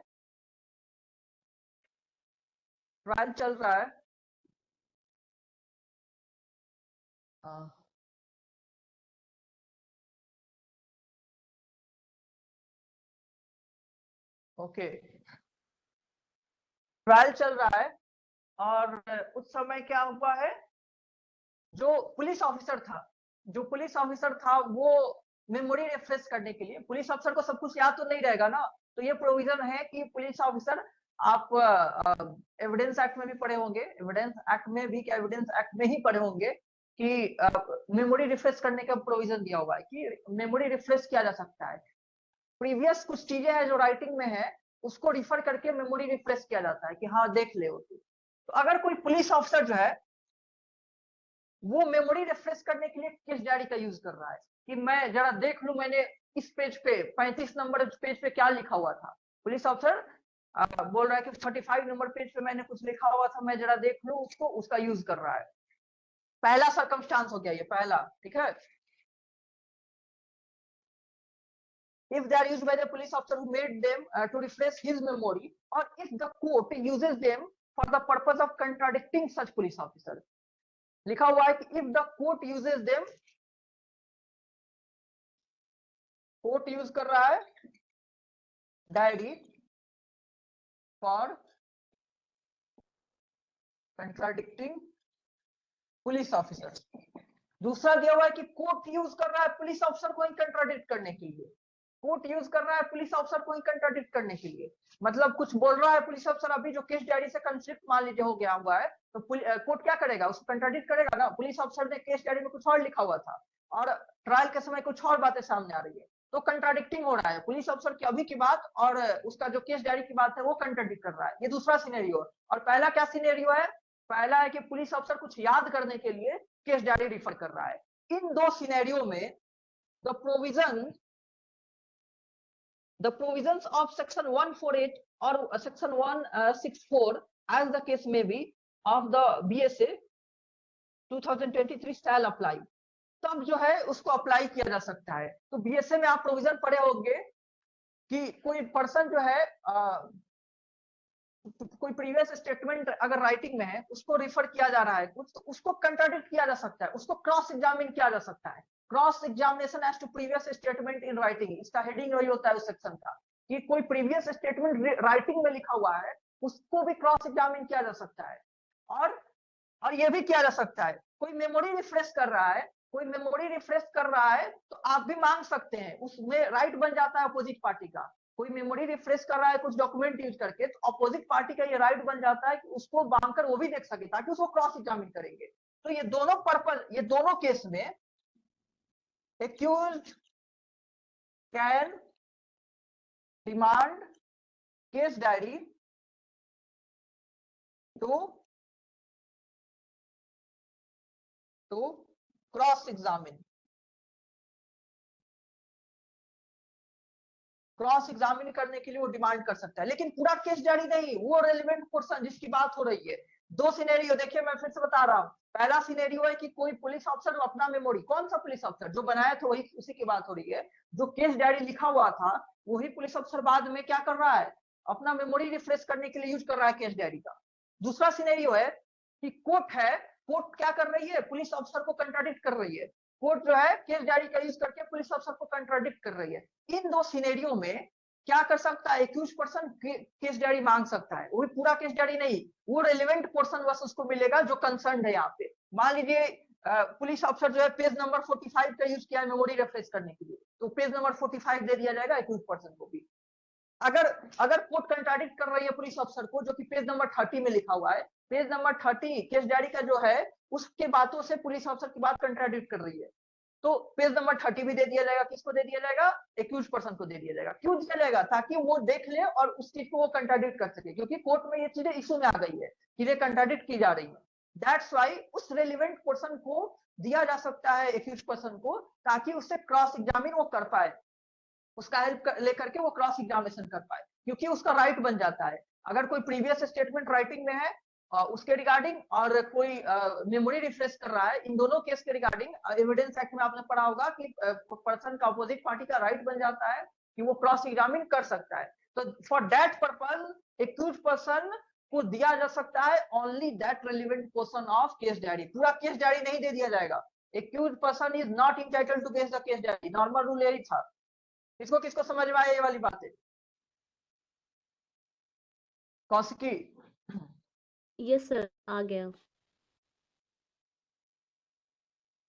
आयुषी? Yes sir. तो जनरल रूल क्या हो गया? As a general rule case diary accuse person को दिया जाएगा कि नहीं दिया जाएगा, यस और नो? नहीं नहीं जाएगा। सर, नहीं दिया जाएगा। क्या कोर्ट अगर यूज करने लगी केस डायरी को तब एक्यूज मांग सकता है कि नहीं? अगर कोर्ट केस डायरी को देख रही है इन्वेस्टिगेशन प्रोसेस समझने के लिए, तो क्या एक्यूज मांग सकता है केस डायरी देखने के लिए? सर पूरी केस डायरी नहीं मांग सकता, जो पर्टिकुलर जो एक पेज जो कंसर्न पेज है सिर्फ वो पेज उसको मिल सकता है, वो मांग सकता है। अगर कोर्ट जो है मान लो कि वो पूरा केस डायरी का कुछ पेज देख रही है खुद से कि हाँ मैं समझ लूं क्या इन्वेस्टिगेशन प्रोसेस है, कैसे कैसे किया गया हुआ था, तो वो पेज मांग सकता है एक्यूज। कौशिकी ये बोल रही हो? नहीं, सर वो कोर्ट मेमोरी रिफ्रेश करने वाला या फिर वो दो कंडीशंस होंगी तभी मांग सकता है, हाँ, तो अदरवाइज नहीं। जो मैंने अभी क्वेश्चन हाँ। पूछा था कौशिकी से, उसका भी आंसर नहीं हो जाएगा। उस केस में भी नहीं मांग सकता है। ठीक है, ठीक है कौशिकी? ठीक है सर। ओके, यानी कि नॉर्मली भी नहीं मांग सकता है, लेकिन मैंने बताया था कि just because court is referring the case diary या court is using the case diary, in that case also accused person does not become entitled to guess the case diary. उस केस में भी एक्यूज्ड पर्सन को case diary नहीं मिलेगी। उसको कब मिल रही है केस डायरी? इन दो केस में, बस इन दो केस में। पहला केस कि पुलिस ऑफिसर अपना मेमोरी रिफ्रेश करने के लिए केस डायरी रेफर कर रहा है, तब जो है एक्यूज पर्सन को वो रेलिवेंट पोर्शन केस डायरी का दे दिया जाएगा जिसका यूज करेगा वो, ताकि वो कंट्राडिक्ट करेगा एक्यूज को, किसको, पुलिस ऑफिसर को। और दूसरा हो गया सिनेरियो जब कोर्ट जो है कंट्राडिक्ट कर रही है पुलिस अफसर को, तो यहाँ भी जो रेलिवेंट पोर्शन है, रेलिवेंट पेज है, वो दे दिया जा सकता है किसको, एक्यूज पर्सन को। तो इन दो सिनेरियो में ही दिया जा सकता है, और वो भी इसलिए ताकि वो एक्यूज पर्सन भी जान जाए वो क्या क्या पेज था जो कोर्ट में अभी चल रही है, डिबेट में बनी हुई है इशू, ताकि वो क्रॉस एग्जामिन कर पाए उस चीजों को लेकर। ठीक है आयुषी, और किसी को भी डाउट है? मिहिर समझ में आया? मिहिर, हाँ भैया है समझ में। मोक्षदा तुम बताओ, मोक्षदा।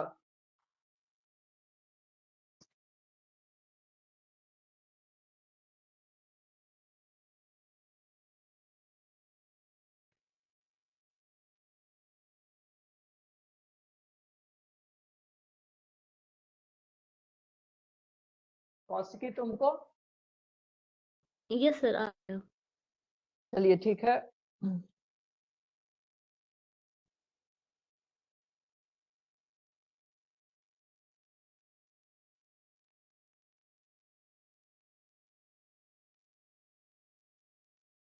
ओके, ये ओवर हो गया। ठीक है,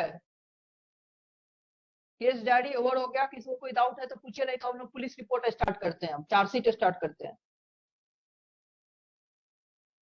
कोई डाउट है पूरे पूरे पुलिस डायरी में? मिहिर, कहीं डाउट?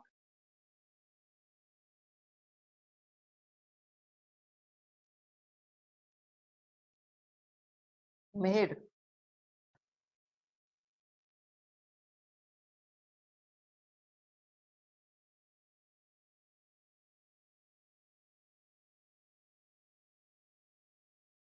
रामबाबू भी स्टार्ट किया था चार्जशीट?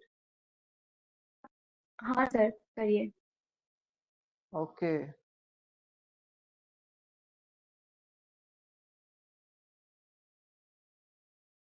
चार्जशीट को क्या क्या कहते हैं? जरा इंक डालू, तब तक आप बताइए चार्जशीट को क्या क्या कहेंगे, बताइए। उसका क्या क्या नाम से डिनोट किया जा सकता है चार्जशीट को?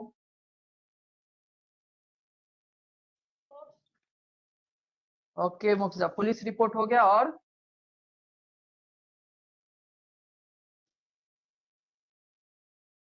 पुलिस रिपोर्ट हो गया, और क्या हो गया? सर चालान भी बोलते हैं क्या? हाँ बिल्कुल, चालान दूसरा नाम आ गया। बिल्कुल सही कौशिकी, चालान भी बोलते हैं। सर कंप्लीशन रिपोर्ट भी बोलते हैं आई थिंक। है कंप्लीशन रिपोर्ट भी बोल सकती हो, मतलब ये कोई पॉपुलर नेम नहीं है। इन्वेस्टिगेशन कंप्लीट हो रही है तो कंप्लीशन रिपोर्ट। ओके, वही सर, और मतलब फाइनल रिपोर्ट या फिर कंप्लीशन हाँ, रिपोर्ट। फाइनल रिपोर्ट तो बोलते हैं, बिल्कुल फाइनल रिपोर्ट बोलते हैं। और कोई नाम किसी को पता है? और पुलिस रिपोर्ट तो बोलते ही है ना, जो कि लिखा हुआ है सेक्शन में।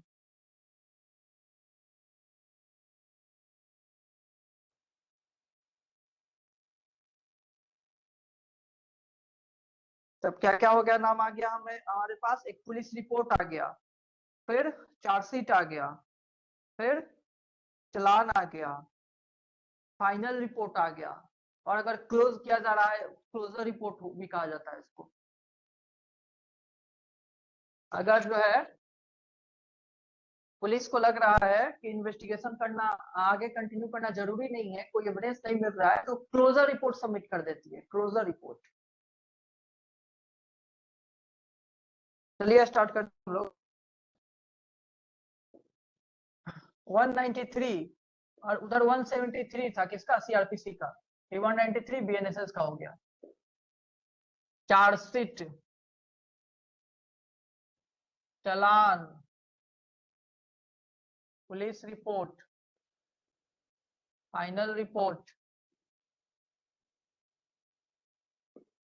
क्लोजर रिपोर्ट,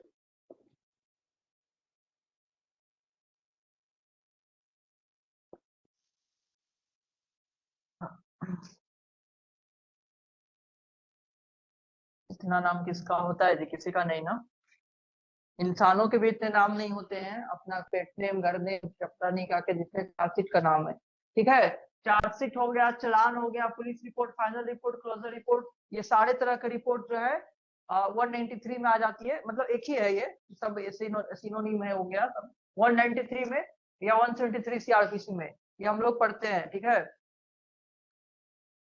इसका सबसे पहले देखिए, इसके बारे में मैंने बहुत बार बताया हुआ है चार्जशीट क्या होती है। जब इन्वेस्टिगेशन कंप्लीट होती है, पुलिस इन्वेस्टिगेशन कर रही होती है, जब इन्वेस्टिगेशन कंप्लीट होती है तो फाइनली जो रिपोर्ट सबमिट करता है पुलिस, किसको सबमिट करेगा? जुडिशियल ऑफिसर को, जुडिशियल मजिस्ट्रेट जिसको कॉग्निजेंस लेना है। ठीक है, तो उसी को कहते हैं चार्जशीट कहते हैं। इन्वेस्टिगेशन कंप्लीट करने के बाद जो फाइनल रिपोर्ट सबमिट कर रहा है, जो रिपोर्ट सबमिट करेगा, जो व्हाटएवर वो कंक्लूड कर रहा है with all the details of the case and whatever is concluded by the investigation, वो जो सबमिट करेगा पुलिस किसको? जुडिशियल मजिस्ट्रेट को, उसी को हम चार्जशीट कहते हैं। और उसमें वो एक्यूरेशन लगाता है कि हाँ मेरे अकॉर्डिंग जो है इस पर्सन ने क्राइम किया हुआ है, ये गिल्टी है मेरे अकॉर्डिंग, इसने किया हुआ है। तो वो पुलिस अफसर अपना ओपिनियन उसमें दे देता है कि हाँ ये पर्सन जो है क्राइम किया हुआ है मेरे इन्वेस्टिगेशन के अकॉर्डिंग। वो अलग बात है कि जज जो है उसको नहीं मान सकता है। तो आइए वही देखते हैं। सबसे पहले इसका सब सेक्शन 1 बहुत इंपॉर्टेंट है, इससे प्रीलिम्स में क्वेश्चन आए हुए हैं। Every investigation under this chapter shall be completed without unnecessary delay. Underline कर लीजिए, without unnecessary delay, without unnecessary delay. Sub section 1 में यही बात इंपॉर्टेंट है। इन्वेस्टिगेशन कितने दिन में कंप्लीट करना है? ऑप्शन में रहेगा 90 दिन, 4 महीना, 6 महीना, 1 साल, या विदाउट अननेसेसरी डिले। तो क्या होगा answer? Without unnecessary delay. Investigation complete करना है कितने समय में? बिना अननेसेसरी डिले किए। कोई टाइम लिमिट बताया गया है क्या? यहाँ पे नहीं बताया गया है। फॉर नॉर्मल ऑफेंसेस एक लिमिट आएगी आगे, बट यहाँ पे कोई कैटेगरी नहीं बताई गई है किस तरह का ऑफेंस की बात हो रही है। कोई टाइम लिमिट नहीं है, आपको बिना अननेसेसरी डिले की यानी जल्दी से जल्दी इन्वेस्टिगेशन कंप्लीट करना है। तो ये आप अंडरलाइन करके याद रखेंगे, without unnecessary delay. Every investigation under this chapter shall be completed without unnecessary delay. बिना अननेसेसरी डिले के इन्वेस्टिगेशन कंप्लीट करना है। कौन कंप्लीट करेगा? Investigating officer. सब सेक्शन 2 में जो है विमेन रिलेटेड सेक्सुअल ऑफेंसेस जो है या चाइल्ड रिलेटेड, वो उसकी बात की गई है। लिखा हुआ है कि investigation in relation to the offence under section 64, 65, 66, ये रेप एंड उसके अगल बगल वाले प्रोविजंस है, विमेन रिलेटेड सेक्सुअल ऑफेंसेस, और under section 468 of the section और 10 ऑफ द पॉक्सो लिखा हुआ है। ठीक है, POCSO act shall be completed with in 2 months।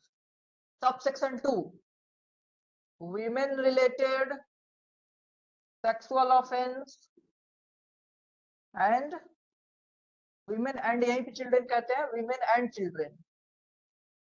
and children related sexual offense कितने दिन में इन्वेस्टिगेशन कंप्लीट करना है?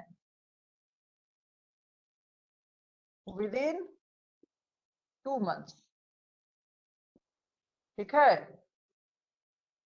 within 2 months। women and children related sexual offenses का इन्वेस्टिगेशन 2 महीने के अंदर कंप्लीट कर लेना है। 2 महीने के अंदर। ये भी पूछा हुआ क्वेश्चन है। टाइम पीरियड जो है, जब भी टाइम पीरियड रहता है क्वेश्चन में, वो ऑटोमेटिकली इंपॉर्टेंट हो जाता है प्रीलिम्स के लिए। कोई भी टाइम पीरियड अगर कहीं पे मिले तो ये सब सेक्शन 1 था। कब तक इन्वेस्टिगेशन करना है?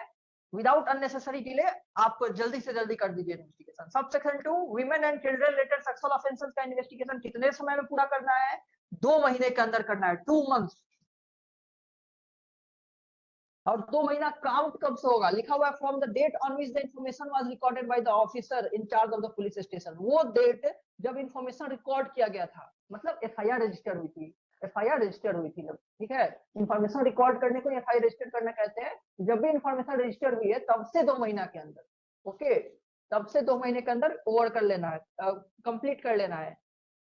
सब सेक्शन 3 कोई प्रॉब्लम नहीं है। सब सेक्शन 1, 2 में कोई नई बात नहीं लिखी हुई थी। विदाउट अननेसेसरी डिले और 2 months। सब सेक्शन 3 देखते हैं कि क्या क्या होगा चार्जशीट में, As soon as the investigation is completed, the officer in charge of the police station shall forward।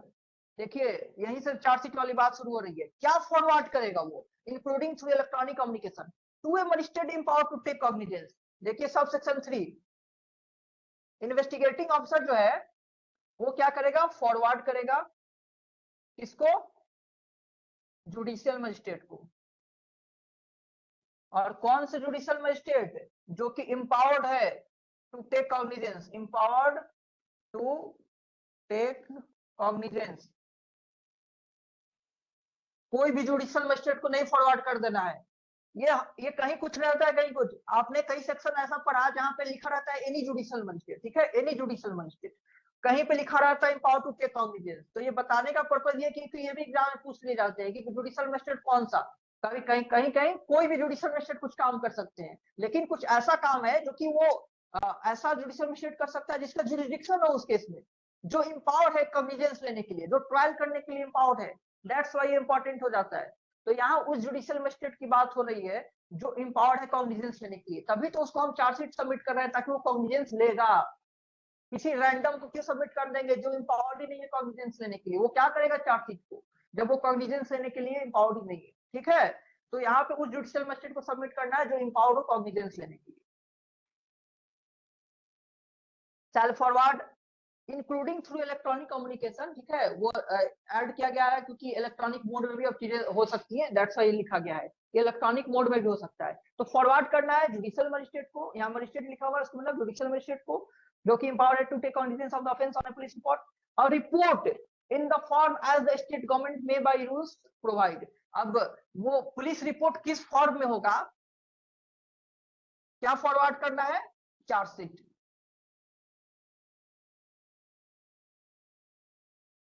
ठीक है। और चार्जशीट किस फॉर्म में होगा वो कौन डिसाइड करेगा, स्टेट गवर्नमेंट। मैंने बार बार बोला हुआ ये सारी चीजें स्टेट गवर्नमेंट ही डिसाइड करती है, इसमें कोई डाउट नहीं आनी चाहिए, 1% भी इसमें कोई शक नहीं होनी चाहिए कि सेंट्रल गवर्नमेंट डिसाइड करेगा। क्या चार्जशीट कैसे सबमिट होगी ये वो स्टेट गवर्नमेंट ही डिसाइड करेगा। बताया हुआ है ना मैंने पहले, कॉस्ट की संभव, किसको याद है कि बीएनएसएस में जो भी चीजें मिलती है 99% चीजें स्टेट गवर्नमेंट ही करती है डिसाइड। यस सर, याद है। ओके, अनटिल एंड अनलेस, और जहां सेंट्रल की बात रहेगी वो भी आपको देख करके पता चल जाएगा, पहले ही लिखा रहेगा, वो सेंट्रल से रिलेटेड लॉज की बात होती रहेगी। नहीं तो हर जगह आपको स्टेट गवर्नमेंट लिखना है, इस पे भी क्वेश्चन आते हैं तो हमेशा ही स्टेट गवर्नमेंट आप सिलेक्ट करेंगे। और जहां सेंट्रल की बात रहेगी वो भी आपको देख के पता चल जाएगा, और जहां नहीं पता चल रहा है तो वहां स्टेट ही मान के चलिए, सारे चीज स्टेट गवर्नमेंट डिसाइड करते हैं। लॉ एंड ऑर्डर मेंटेन करना स्टेट गवर्नमेंट की रिस्पॉन्सिबिलिटी होती है। कॉन्स्टी में आपने पढ़ा होगा। हाँ, तो सब सेक्शन 3 में लिखा हुआ है ये वाली बात, इन्वेस्टिगेटिंग ऑफिसर जो है, IO means investigating officer. Investigating officer जो है इन्वेस्टिगेशन कंप्लीट हो जाने के बाद क्या करता है, फॉरवर्ड कर देता है जुडिशियल मजिस्ट्रेट को, क्या, चार्जशीट। चार्जशीट यानी पुलिस रिपोर्ट, ओके। तो इन्वेस्टिगेटिंग ऑफिसर इन्वेस्टिगेशन कंप्लीट होने के बाद चार्जशीट फॉरवर्ड कर देता है जुडिशियल मजिस्ट्रेट को, वो जुडिशियल मजिस्ट्रेट जो इम्पावर्ड है कॉग्निजेंस लेने के लिए, ठीक है। इतनी ही बात लिखी हुई है। अब लिखा हुआ है क्या उसमें रहेगा, स्टेटिंग, मतलब उस चार्जशीट में क्या रहेगा, उसमें उसका कंटेंट क्या होगा, एबीसीडी वो सारे लिखे हुए हैं पॉइंट्स। तो उसमें जो भी नॉर्मल बात डिटेल्स होती है केस की वही सारी बातें लिखी गई हैं। Mihir is waiting in the lobby, okay. तो क्या लिखा हुआ है, name of the parties, parties का नेम रहेगा, पार्टीज का नेम मतलब तो कंप्लेन किया उसका नेम, एक्यूज पर्सन इसका नेम की बात कर रहा है। नेचर ऑफ द इंफॉर्मेशन, किस तरह का इंफॉर्मेशन मिला हुआ है, ऑफेंस का क्या टाइप है, कॉग्निजेबल है, नॉन कॉग्निजेबल, इस तरह की चीजें।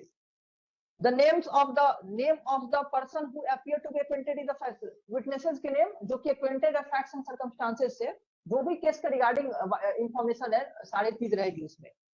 Weather any offence appears to have been committed, क्या क्या लगता है पुलिस ऑफिसर को, क्या ऑफेंस कोई कमिट हुआ है, अगर लग रहा है कि हुआ है तो कौन किया हुआ है, क्या लगता है, ये सारी चीज इसमें लिखेगा police officer. And if so by whom, अगर हुआ है तो किसके द्वारा हुआ है। Whether the accuse has been arrested, क्या एक्यूज पर्सन को अरेस्ट किया है कि नहीं किया, ये भी लिखेगा चार्जशीट में। Whether the accuse has been released on his bond और बेल बॉन्ड, क्या एक्यूज पर्सन को पर्सनल बॉन्ड पर रिलीज किया गया है या बेल बॉन्ड पर रिलीज किया गया है, ये भी लिखेगा। Whether the accused has been forwarded in custody, क्या उसको 190 के अंदर कस्टडी में फॉरवर्ड किया गया है कि नहीं। 190 में अभी हमने पढ़ा था कि एविडेंस, 190 में हमने पढ़ा ना, अभी आज ही पढ़ा है, एविडेंस सफिशिएंट हो तो क्या होता है, उसको भेज दिया जाता है। एविडेंस सफिशिएंट हो तो फॉरवर्ड कर दिया जाता है मजिस्ट्रेट को। तो लिखा हुआ है कि वो हुआ है कि नहीं, वो लिखेगा। whether the report of medical examination of the women has been attached, अगर women related cases है, women related sexual offences के वाले केस है, तो क्या उसमें मेडिकल एग्जामिनेशन का रिपोर्ट है कि नहीं, whether the report of the medical examination of the women has been attached where investigation relates to, तो वो है कि नहीं, आपने वो अटैच किया कि नहीं, ये भी लिख देना है उसको। And sequence of the custody, sequence of custody in case of electronic device, अगर इलेक्ट्रॉनिक डिवाइस आपको मिला हुआ है, उसकी सीक्वेंस में मिला हुआ है, उसका वो भी आपको लिखना है, उसके नंबर वगैरह भी आपको सारे लिख देने हैं। तो ये सारे जो वाइटल इंफॉर्मेशन है रिगार्डिंग केस, वो सब कुछ लिख देगा, किसमें, चार्जशीट में लिखा रहेगा। तभी तो वो देख करके पुलिस जुडिशियल ऑफिसर जो है वो समझेगा कि हाँ पूरे केस क्या है। चार्जशीट को देखने के बाद केस को समझा जा सकता है, समझा जाता है। ओके, अब इसका सबसेक्शन 3 का क्लॉज 2 देखते हैं। सबसेक्शन 3 का क्लॉज 2, क्लॉज 1 में बस इसके अलावा क्या थी, क्या क्या रहेगी, कंटेंट ऑफ द चार्जशीट था। एक्सेप्ट ऑफ दिस, इसमें लिखा हुआ है कंटेंट ऑफ चार्जशीट क्या होगा, वो मैंने बता दिया। यही सब इंफॉर्मेशन है जो रहेंगे, इस पे क्वेश्चंस भी नहीं आते हैं। आप सबसेक्शन सब क्लॉज 2 देखिए, सबसेक्शन 3 का। The police officer shall within a period of 90 days inform the progress of the investigation by any means including through electronic communication to the informant or the victim। देखिए शैल है यानी compulsory है inform करना, शैल underline कर लीजिए, compulsory है। और 90 days में अंडरलाइन कर लीजिए, 90 दिन के अंदर, 90 डेज के अंदर पुलिस ऑफिसर्स को इन्फॉर्म करना है कि इन्वेस्टिगेशन का क्या अभी स्टेटस चल रहा है। स्टेटस ऑफ जो इन्वेस्टिगेशन है, स्टेटस ऑफ इन्वेस्टिगेशन वो 90 दिन के अंदर, 90 दिन के अंदर किसको इन्फॉर्म करना है, जो कंप्लेनेंट है या विक्टिम, उसको इन्फॉर्म करना है। जो कंप्लेनेंट या विक्टिम जो है उसको, कंप्लेनेंट को इन्फॉर्मेंट कहते हैं, जो कंप्लेंट किया हुआ है, जो रजिस्टर कराया था, उसको इन्फॉर्मेंट कहते हैं। इन्फॉर्मेंट या विक्टिम को कम्युनिकेट करना है, और ये इलेक्ट्रॉनिक मोड में भी कर सकता है। हर जगह इलेक्ट्रॉनिक इंक्लूड कर दिया गया हुआ है, इलेक्ट्रॉनिक मोड में भी कम्युनिकेट किया जा सकता है। तो इसमें इंपॉर्टेंट हो गया 90 डेज, बस 90 डेज के अंदर इन्फॉर्म करना है इन्फॉर्मेंट या विक्टिम को स्टेटस ऑफ इन्वेस्टिगेशन। आपका इन्वेस्टिगेशन किस स्टेटस, क्या उसका स्टेटस है, वो क्या प्रोग्रेस हुआ है, कहां तक रुका हुआ है, ये बातें इन्फॉर्म करनी है 90 डेज के अंदर।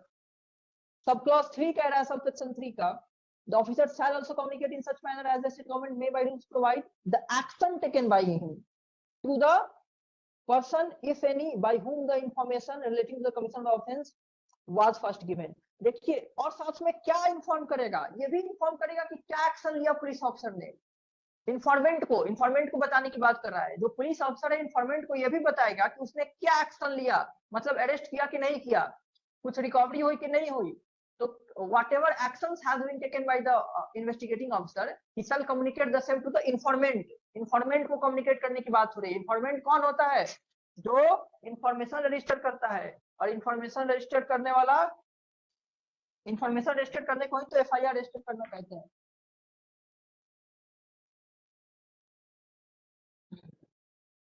हो गया सबसेक्शन 3।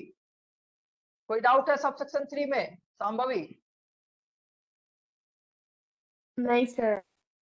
ओके, सबसेक्शन 3 में हमने क्या क्या पढ़ा, उसका सबसे पहले हमने ये पढ़ा, इन्वेस्टिगेटिंग ऑफिसर जो है इन्वेस्टिगेशन कंप्लीट होने के बाद चार्जशीट फॉरवर्ड कर देता है जुडिशियल मजिस्ट्रेट को। वो जुडिशियल मजिस्ट्रेट जो कि एम्पावर्ड है कॉग्निजेंस लेने के लिए, ठीक है। उसके बाद हमने पढ़ा कि उसमें क्या कंटेंट होगा, उसका कंटेंट क्या होगा, चार्जशीट का जो ABCD लिखा हुआ है। फिर लिखा हुआ है उसका सब क्लॉज 2 जो है वो कह रहा है कि 90 दिन के अंदर उसको क्या करना है, इन्फॉर्मेंट को या जो विक्टिम है उसको बताना है स्टेटस ऑफ इन्वेस्टिगेशन, इन्वेस्टिगेशन का क्या स्टेटस है, और साथ में ये भी बताना है इन्फॉर्मेंट को कि उसने क्या एक्शन लिया हुआ है, whatever the actions which have been taken by the police officer. Subsection 4 देखते हैं, where a superior officer of police has been appointed under section 177। हमने सेक्शन 177 में पढ़ा था कि रिपोर्ट किसके थ्रू सबमिट होती है, जो रिपोर्ट होती है किसके थ्रू सबमिट होती है, सुपीरियर पुलिस ऑफिसर के थ्रू सबमिट होती है, ठीक है। तो कह रहा है कि अगर वहां पे सुपीरियर पुलिस ऑफिसर की बात हो, स्टेट गवर्नमेंट ने अपॉइंट किया हुआ है कि जो रिपोर्ट सबमिट होगी इस सुपीरियर पुलिस ऑफिसर के थ्रू होगी, तो where superior police officer has been appointed under 177, the report shall the report shall in any case in which the state government by general or special order so direct be submitted to that officer, and he may, pending the order of the magistrate, direct the officer in charge of the police station to make further investigation. कुछ इसमें नहीं लिखा हुआ है, यही बात लिखा हुआ है, हमने पढ़ा हुआ है पहले कि जो रिपोर्ट होती है वो किसके थ्रू सबमिट होती है, सुपीरियर पुलिस ऑफिसर के थ्रू होती है, सुपीरियर पुलिस ऑफिसर। तो अगर वहां अपॉइंटेड है 177 के अंडर में अपॉइंटेड है कि हाँ स्टेट गवर्नमेंट ने बताया हुआ है कि जब भी रिपोर्ट सबमिट होगी तो इस पर्टिकुलर सुपीरियर ऑफिसर के थ्रू होगी, तो यहाँ भी उसी के थ्रू होगी, यहाँ भी जो चार्जशीट सबमिट होगी उसी सुपीरियर पुलिस ऑफिसर के थ्रू होगी। और सुपीरियर पुलिस ऑफिसर का ये वो इंटाइटल है, वो एलिजिबल है कि वो डायरेक्ट कर सकता है तब तक जब तक मजिस्ट्रेट कुछ ऑर्डर नहीं देता है, तब तक वो बोल सकता है कि तुम और इन्वेस्टिगेशन करो। मतलब जो ऑफिसर इंचार्ज है उसको और इन्वेस्टिगेशन करने का भी आदेश दे सकता है। कौन दे सकता है? Superior police officer. वो सुपीरियर पुलिस ऑफिसर जो कि स्टेट गवर्नमेंट द्वारा ऑथराइज किया गया है, जिसके थ्रू रिपोर्ट सबमिट किए जाते हैं जुडिशियल मजिस्ट्रेट को। ठीक है कौशिकी? Yes sir. ओके, पहले इससे पहले एक सेक्शन मिल चुका है जिसमें हमने पढ़ा था कि जो रिपोर्ट होती है वो किसके थ्रू सबमिट होती है? सुपीरियर पुलिस ऑफिसर के थ्रू। तो वो उसी सुपीरियर की बात हो रही है, वो वही क्या करेगा? चार्जशीट सबमिट करेगा और वो डायरेक्ट भी कर सकता है फर्दर इन्वेस्टिगेशन के लिए। अब सब सेक्शन 5 देखते हैं। अब आसान आसान सब सेक्शन है। Whenever it appears from a report forwarded under this section that the accused has been released on his bond or bail bond, the magistrate shall make such order for the discharge of such bond or bail bond or otherwise as he thinks fit. देखिए, अगर police report जो submit हुई है magistrate को, मतलब chargesheet मिलने के बाद, अब चार्जशीट किसके पास आ गई है? जुडिशियल मजिस्ट्रेट के। तो आगे के एक्शन तो वही लेने वाला है ना, जुडिशियल मजिस्ट्रेट। तो जुडिशियल मजिस्ट्रेट को जब चार्जशीट मिल गई, वो देखेगा ना कि एक्यूज पर्सन अगर रिलीज है तो किस पे रिलीज है? बेल बॉन्ड पे, पर्सनल बॉन्ड पे, किस पे रिलीज है? उसके रिगार्डिंग अब आगे का डिसीजन लेगा जुडिशियल मजिस्ट्रेट। तो हम क्या करें? अब वो बेल बॉन्ड को भी हम उससे भी आजाद कर दे क्या? उससे मतलब डिस्चार्ज कर दे क्या? उसको लग रहा है कि जरूरत नहीं है तो उससे भी डिस्चार्ज कर सकता है। मतलब डिस्चार्ज करे ना करे इस तरह का डिसीजन कौन ले सकता है? जुडिशियल मजिस्ट्रेट ले सकता है। यही बात लिखी हुई है कि चार्जशीट सबमिट हो जाने के बाद जुडिशियल मजिस्ट्रेट जो है बेल बॉन्ड से डिस्चार्ज करना है कि नहीं करना है, चाहे वो बेल बॉन्ड हो या पर्सनल बॉन्ड हो, उससे डिस्चार्ज करना है कि नहीं करना है, इस तरह का डिसीजन ले सकता है जुडिशियल मजिस्ट्रेट। ये एक तरह का पावर दिया हुआ है जुडिशियल मजिस्ट्रेट को। सब सेक्शन 6 लिखा हुआ है, when such report is in respect of a case to which section 190 applies। section 190 जो आज ही पढ़ा हमने, जिसमें क्या था? एविडेंस सफिशिएंट हो तो फॉरवर्ड कर दिया जाता है। एविडेंस सफिशिएंट हो उसकी बात कर रहा था। The police officer shall forward to the magistrate along with the report। अब जब एविडेंस सफिशिएंट था तो पुलिस अफसर ने जब चार्जशीट सबमिट किया तो उसके साथ और क्या क्या भेजना ये लिखा हुआ है। एविडेंस सफिशिएंट था, पुलिस ने इन्वेस्टिगेशन किया और चार्जशीट सबमिट किया। इन दैट केस चार्जशीट के साथ और क्या भेजेगा पुलिस ऑफिसर, वो लिखा हुआ है इसमें। तो ए में लिखा हुआ है all documents relevant extent thereof on which the prosecution proposes to rely other than those already sent to magistrate during investigation. देखिए इसको अंडरलाइन कर लीजिए, on which prosecution proposes to rely. Prosecution जो है, पुलिस ने इन्वेस्टिगेशन किया हुआ है ना पूरा, तो पुलिस को ये भी पता है ना कि जो प्रोसिक्यूशन है वो उसके पास कौन कौन से डॉक्यूमेंट है जिसपे वो रिलाई कर रहा है अपने केस को। मतलब प्रोसिक्यूशन अपने केस को प्रूव करने के लिए उसके पास क्या क्या डॉक्यूमेंट्स है, क्या क्या डॉक्यूमेंट्स है। ओके, उन डॉक्यूमेंट्स को भी वो क्या करेगा? भेज देगा।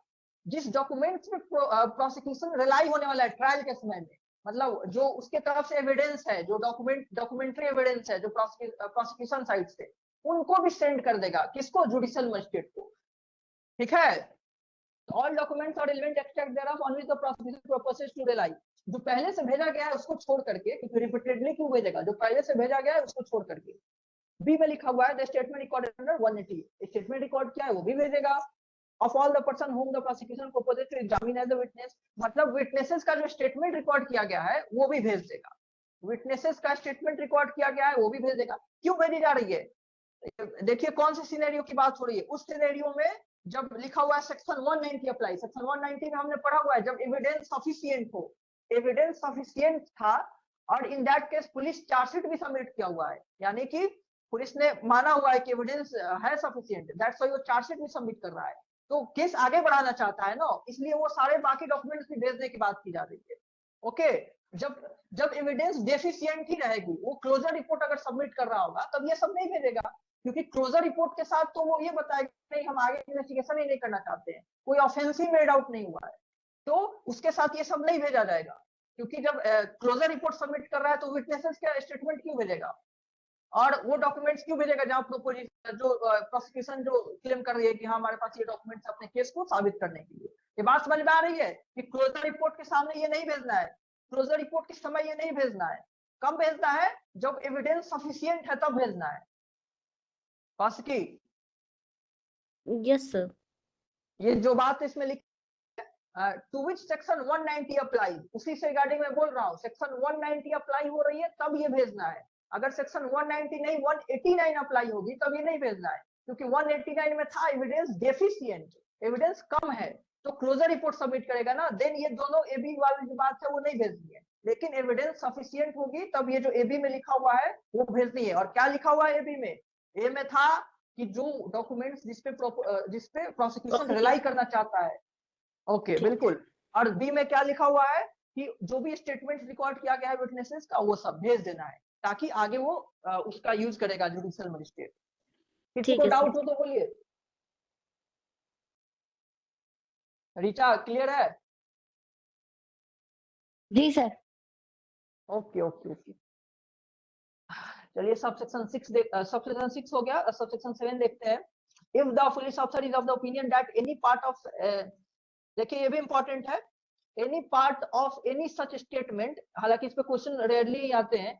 If the police officer is of the opinion that any part of any such statement is not relevant to the subject matter of the proceeding or that its disclosure to the accused is not essential in the interest of justice। ठीक है, अगर police officer को लग रहा है, police officer जो है वो भेज तो रहा है सारी चीजें, अभी हमने ऊपर पढ़ा कि विटनेसेस का स्टेटमेंट भी भेजना है, विटनेसेस का जो स्टेटमेंट रिकॉर्ड किया है वो भी भेजना है, अभी अब ऊपर वाले में था। तो लिख रहा है कि पुलिस ऑफिसर को लग रहा है कि जो कुछ विटनेस का स्टेटमेंट जो है उसका कुछ ऐसा पोर्शन है, मान लीजिए पूरा है, उसका कुछ खास पोर्शन बीच का 4 लाइन है जो उसको लग रहा है कि इंपॉर्टेंट नहीं है, वो डिस्क्लोज करना नहीं चाहिए हमें ओपनली, तो क्या करेगा? That is disclosure to the accused is not essential, मतलब अक्यूज्ड को डिस्क्लोज करना वो जरूरी भी नहीं है, और that is not be fair in the interest of the justice, वो एक तो अच्छा भी नहीं है और जरूरी भी नहीं है, अक्यूज्ड को जानना जरूरी भी नहीं है, और that would not be in the interest of justice, वो सही भी नहीं होगा न्याय पक्ष के लिए। ठीक है, देन वो क्या करेगा? लिखा हुआ है is not essential in the interest of justice and is inexpedient in the public interest, मतलब पब्लिक इंटरेस्ट का अगेंस्ट हो जाएगा अगर वो डिस्क्लोज हो जाएगा। तो he shall indicate that part of the statement and append a note requesting the magistrate to exclude that part from the copies to be granted to the accused and stating his reason for making such request। अब वो कह रहा है कि उस statement में उस portion को हाईलाइट कर देगा एक तरह से, ठीक है, हाईलाइट कर देगा और उसको एक तरह से उस पे कुछ अटैच कर देगा अपना नोट लिख करके कि नहीं इसको जो है आप एक्सक्लूड कर दीजिएगा, एक्यूज को ये वाला पन्ना नहीं दीजिएगा एक्यूज पर्सन को, क्योंकि ये मेरे हिसाब से ये अच्छा नहीं होगा देना फॉर दिस पर्टिकुलर रीजन, जो भी उसको रीजन लग रहा है वो भी लिखेगा। तो इसमें यही बात बताई गई है कि वो अपना नोट लिख करके उस पर रीजन लिख करके उस पे मान लीजिए कैसे भी अटैच कर देगा, उसको हाईलाइट कर देगा कि ये पोर्शन जो है वो एक्यूज पर्सन को देना वो जरूरी भी नहीं है और सही भी नहीं है, इन द इंटरेस्ट ऑफ जस्टिस सही नहीं है, पब्लिक इंटरेस्ट का अगेंस्ट हो जाएगा। तो ये वो बता सकता है, उस पे लिख करके वो तब सबमिट करेगा। जुडिशियल मजिस्ट्रेट जो है वो क्या करेगा? तब उसको नहीं देगा, वो एक्सक्लूड कर देगा। तो सब सेक्शन 7 जो है यही बातें बोल रही है कि जब पुलिस ऑफिसर को लग रहा है कि स्टेटमेंट का कोई ऐसा पोर्शन जो कि एक्यूज को नहीं देनी चाहिए, देना जरूरी भी नहीं है और देना सही भी नहीं है, ठीक है, देन वो क्या करेगा? उसको हाईलाइट कर देगा, उस पर अपना नोट अपेंड कर देगा, अटैच कर देगा और उस पर लिख देगा कि for this particular reason I believe that this should not be given to the accused. तो जब उसका कॉपी दे रहा होगा जुडिशियल मजिस्ट्रेट, कोर्ट से मांग ली जाती है, चार्जशीट की कॉपी ले ली जाती है कोर्ट से, ठीक है, चार्जशीट जो है वो ले जाती है कोर्ट से, तो उसको एक्सक्लूड कर देगा। जब वो कॉपी दे रहा होगा जुडिशियल मजिस्ट्रेट, उसको एक्सक्लूड कर देगा, उस पर्टिकुलर पोर्शन को एक्सक्लूड कर देगा, क्योंकि वो पढ़ेगा कि पुलिस ऑफिसर ने ये बात लिखा हुआ है कि इसको नहीं देना है और ये रीजन भी अगर सही लग रहा है तो वो नहीं भी दे सकता है। ठीक है रीचा? जी सर। ओके, किसी को कोई डाउट है सबसेक्शन 7 वाला में? यस, सबसेक्शन 7 समझ में आया? अभी वाली जो सब सेक्शन है, यस सर, यस। क्या नहीं देने की बात की जा रही है और क्यों नहीं देने की बात की जा रही है? क्यों नहीं देने की बात की जा रही है? क्योंकि वो सही नहीं लग रहा है पुलिस ऑफिसर के अकॉर्डिंग। उसको लग रहा है नहीं ये पब्लिक इंटरेस्ट के अगेंस्ट हो जाएगा, या उसको लग रहा है कि ये जानना है कि उसके लिए जरूरी नहीं है और सही नहीं है। तो वो क्या करेगा, उस जो पोर्शन है, किसका पोर्शन, स्टेटमेंट का पोर्शन, वो जो विटनेस का स्टेटमेंट होता है उसका वो पोर्शन, वो क्या करेगा, उस पे किसी भी तरह से वो हाईलाइट करके वो चिपका कुछ देगा, कुछ चीजें अटैच कर देगा, ताकि वो मतलब वो जानकारी में दे दे जुडिशियल मजिस्ट्रेट को कि आप उसको मत दीजिएगा। यही बात बोल रहा है। सबसेक्शन 8 लिखा हुआ है, subject to the provisions contained in subsection 7, the police officer investigating the case shall also submit such number of copies of the police report along with other document duly indexed to the magistrate for supply to the accused as required under section 230। Section 230 जब आप पढ़ेंगे, अभी मिलेगा, आगे मिलेगा 230, उसमें लिखा हुआ है कि कॉपी देना होता है, विक्टिम को भी और एक्यूज को भी फ्री कॉपी देना होता है डॉक्यूमेंट्स का। तो लिखा हुआ है कि चार्जशीट का पुलिस उतना कॉपी सबमिट करेगा कि वो एक्यूज को भी दे पाए, एक्यूज पर्सन को भी दे पाए। यही बात बस इसमें लिखी हुई है। उतना कॉपी सबमिट करेगा चार्जशीट का, पुलिस रिपोर्ट यानी चार्जशीट का उतना कॉपी सबमिट करेगा ताकि मजिस्ट्रेट सप्लाई कर पाए, किसको, एक्यूज पर्सन को सप्लाई करना होता है चार्जशीट, जो कि 230 में लिखी हुई है।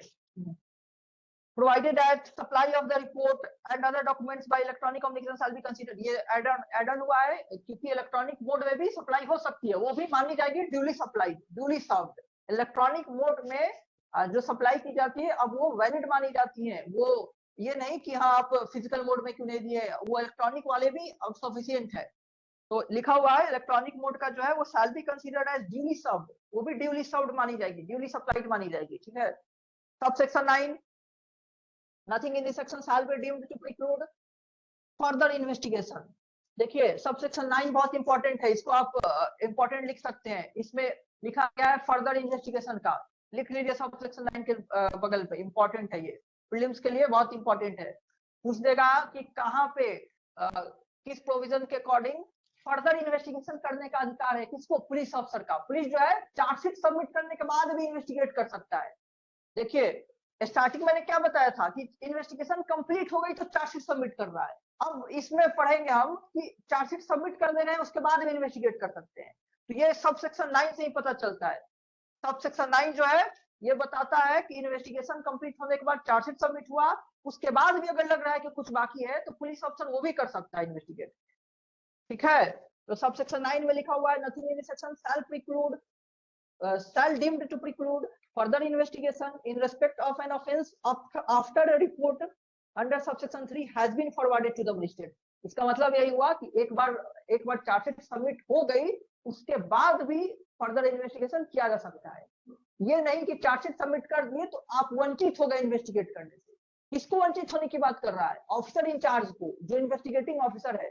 तो इन्वेस्टिगेटिंग ऑफिसर चार्जशीट सबमिट करने के बाद वंचित नहीं हो जाता इन्वेस्टिगेशन करने से, उसकी इन्वेस्टिगेशन की राइट अभी भी बनी रहती है उस ऑफेंस के रिगार्डिंग।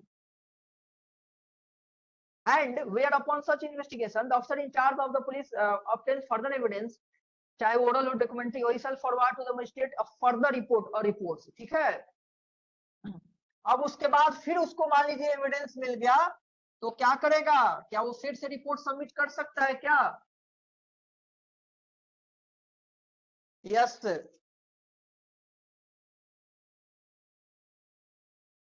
सप्लीमेंट्री रिपोर्ट यानी सप्लीमेंट्री चार्जशीट सबमिट करेगा आफ्टर फर्दर इन्वेस्टिगेशन। अगर पुलिस अफसर एक बार चार्जशीट सबमिट कर दिया है उसके बाद इन्वेस्टिगेशन कर रहा है, उसको और एडिशनल एविडेंस मिल गए तो वो उनको कैसे सबमिट करेगा, उनको इन the form of supplementary report submit कर देगा, उसको एडिशनल चार्जशीट में सबमिट कर देगा, फिर से वो चार्जशीट दे सकता है। एडिशनल उसको कहा जाएगा, सप्लीमेंट्री कहा जाएगा। एक तो मेन दिया होता है उस पर सप्लीमेंट्री फिर चार्जशीट सबमिट कर रहा है। तो ये राइट है पुलिस अफसर को, और इसके लिए उसको मजिस्ट्रेट का परमिशन लेने की जरूरत नहीं है। मजिस्ट्रेट का परमिशन लेने की जरूरत नहीं है, जुडिशियल मजिस्ट्रेट का, कि हम क्या इन्वेस्टिगेशन करें ना करें, वो कर सकता है। ठीक है। further report or reports regarding such evidence in the form as the state government may by rules provide, इसमें तो कुछ बोलना ही नहीं है स्टेट गवर्नमेंट पे, and the provision of subsection 328 shall as far as applied, और ऊपर वाले प्रोविजन जो होंगे वो अप्लाई होंगे, ठीक है, और कुछ नहीं लिखा हुआ है। अब जब फिर से सबमिट करेगा तो फिर वही प्रोसेस अप्लाई होगा ना। अभी जो हम चार्जशीट के रिगार्डिंग जो बाकी चीजें पढ़े हैं वो सब अप्लाई होगा, क्योंकि फिर हम चार्जशीट ही सबमिट कर रहा है ना। पुलिस अफसर एक बार चार्जशीट सबमिट कर दिया, पहली बार चार्जशीट सबमिट कर दिया, तो उसमें जो भी प्रोविजन था वो अप्लाई होगा। जब दूसरी बार एडिशनल या सप्लीमेंट्री चार्जशीट सबमिट करेगा फिर वही प्रोविजन अप्लाई होंगे, जो अभी हमने ऊपर पढ़ा हुआ है वो सारे प्रोविजन उसमें भी अप्लाई होंगे, ठीक है। उसके भी उतनी ही कॉपी देनी होगी ताकि वो एक्यूज को भी दिया जा पाए। दैट्स वाई लिखा हुआ है कि एक बार चार्जशीट सबमिट करने के बाद पुलिस ऑफिसर आगे फर्दर इन्वेस्टिगेशन कर सकता है एंड सप्लीमेंट्री चार्जशीट भी सबमिट कर सकता है जुडिशियल मजिस्ट्रेट को। Is it okay to everyone? बहुत इंपॉर्टेंट है सब सेक्शन 9, इतनी बात है उसमें लेकिन इंपॉर्टेंट है, ठीक है। तो प्रीलिम्स में भी क्वेश्चन पूछेगा कि सप्लीमेंट्री चार्जशीट सबमिट की जा सकती है कि नहीं की जा सकती है, कहाँ की जा सकती है, तो 193 के सबसेक्शन 9 में की जा सकती है।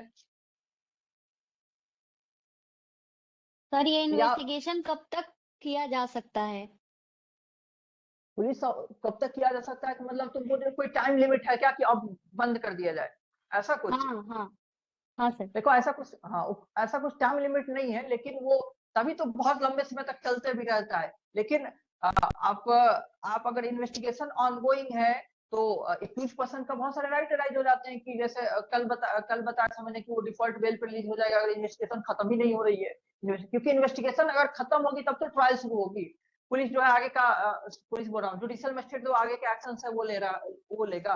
तो दैट्स वाई इन्वेस्टिगेशन कंप्लीट करना बहुत जरूरी होता है। लेकिन इंडिया में बहुत सारे इन्वेस्टिगेशन लंबे समय तक चलता रहता है, कोई लिमिटेशन नहीं बताई गई है कि कब कंप्लीट हो जानी चाहिए। हमने वो पढ़ा है कि किस केस में women related sexual offences and children related sexual offences के केस में 2 महीने के अंदर करनी है, नहीं तो नहीं करनी है, सर ठीक है। रिचा, हाँ बोलो।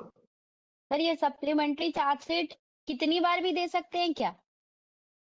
हाँ फिर दे सकता है, सप्लीमेंट्री चार्जशीट दिया उसको फिर रखना है फिर दे सकते हैं सप्लीमेंट्री चार्जशीट, बिल्कुल राइट सर राइट। ओके। प्रोवाइजर लिखा हुआ है, provided at the further investigation during the trial, further investigation during the trial may be conducted with the permission of the court trying the case, and the same shall be completed within a period of 90 days which may be extended with the permission of the court। अगर एक बार मान लो trial शुरू हो गया, trial शुरू नहीं होता है जो कि बहुत केसेस में होता ही नहीं है, वो कॉग्निजेंसी कोर्ट ले रहा है। बहुत सारे केसेस होते हैं ना कि अभी भी 3 साल 4 साल पुराने हैं, कोर्ट अभी तक कॉग्निजेंस नहीं लिया हुआ है या कॉग्निजेंस लेकर के उस पर आगे कुछ एक्शन नहीं लिया हुआ है। बड़े बड़े केसेस मर्डर केसेस भी होते हैं जो उसमें कोर्ट ने 3-3 4 साल कॉग्निजेंस नहीं लिया रहता है। क्यों नहीं लिया रहता है? क्योंकि उसको अभी तक सफिशिएंट एविडेंस नहीं मिला है ताकि वो कॉग्निजेंस ले पाए। तो तब तक तो इन्वेस्टिगेशन मान लो चलेगा, लेकिन अगर वो सबमिट हो गया उसके बाद ट्रायल शुरू हो गया, सबमिट हो गया ट्रायल शुरू हो गया, तब उसको इन्वेस्टिगेशन करना है तो परमिशन लेकर के करेगा, और उसमें टाइम लिमिट बना दिया गया है कि वो 90 दिन के अंदर उसको कंप्लीट कर देना होगा, ठीक है। तो अगर ट्रायल के समय फर्दर इन्वेस्टिगेशन जरूरी लग रहा है तो वो कोर्ट के परमिशन से वो कर सकता है, और उसको कंप्लीट करना है 90 डेज को अंडरलाइन कर लीजिए, 90 दिन के अंदर कंप्लीट करना है, और उसको कोर्ट परमिशन देकर बढ़ा सकता है, ठीक है। कोर्ट अगर लग रहा है पुलिस अफसर को नहीं कि और टाइम चाहिए, कुछ और इंपॉर्टेंट चीजें चल रही हैं, तो परमिशन मांग सकता है कोर्ट को बढ़ाने के लिए। ट्रायल शुरू होने के बाद की बात हो रही है, ठीक है। ड्यूरिंग द ट्रायल कोर्ट की परमिशन चाहिए, 90 दिन उसको एक्सटेंड भी किया जा सकता है, ठीक है। इन तीनों बात को अंडरलाइन कर लीजिए, ड्यूरिंग द ट्रायल की बात हो रही है।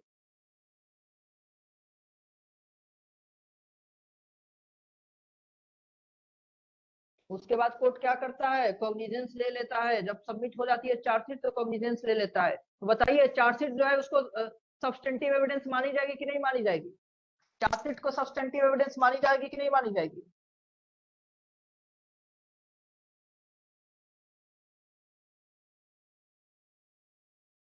कौन बताएगा? आयुषी बताओ, क्या चार्जशीट एक सब्सटेंटिव एविडेंस है? जो पुलिस चार्जशीट सबमिट किया हुआ है क्या वो सब्सटेंटिव एविडेंस है?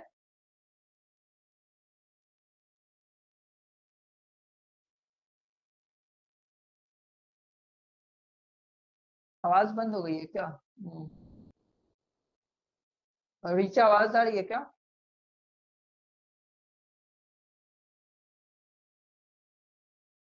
सभी लोग नहीं शांत हो, सर, क्या हो गया? नहीं सर, आ रही है। Okay okay okay. अच्छा, संभवी तुम बताओ। Sir charge sheet substantive piece of evidence नहीं है, क्योंकि अभी सेक्शन तो नहीं याद आ रहा है, लेकिन अभी पीछे हम लोग कहीं पढ़ रहे थे जहाँ पे उसको रिफ्रेश करने के लिए और फॉर द पर्पस ऑफ, नहीं वो तो डायरी था सर, लेकिन नहीं हो सकता है। सब्सटैंटिव पीस ऑफ डायरी वो नहीं है, एविडेंस नहीं है। तो नहीं है, ओके। एएससी, क्या charge sheet substantive piece of evidence है?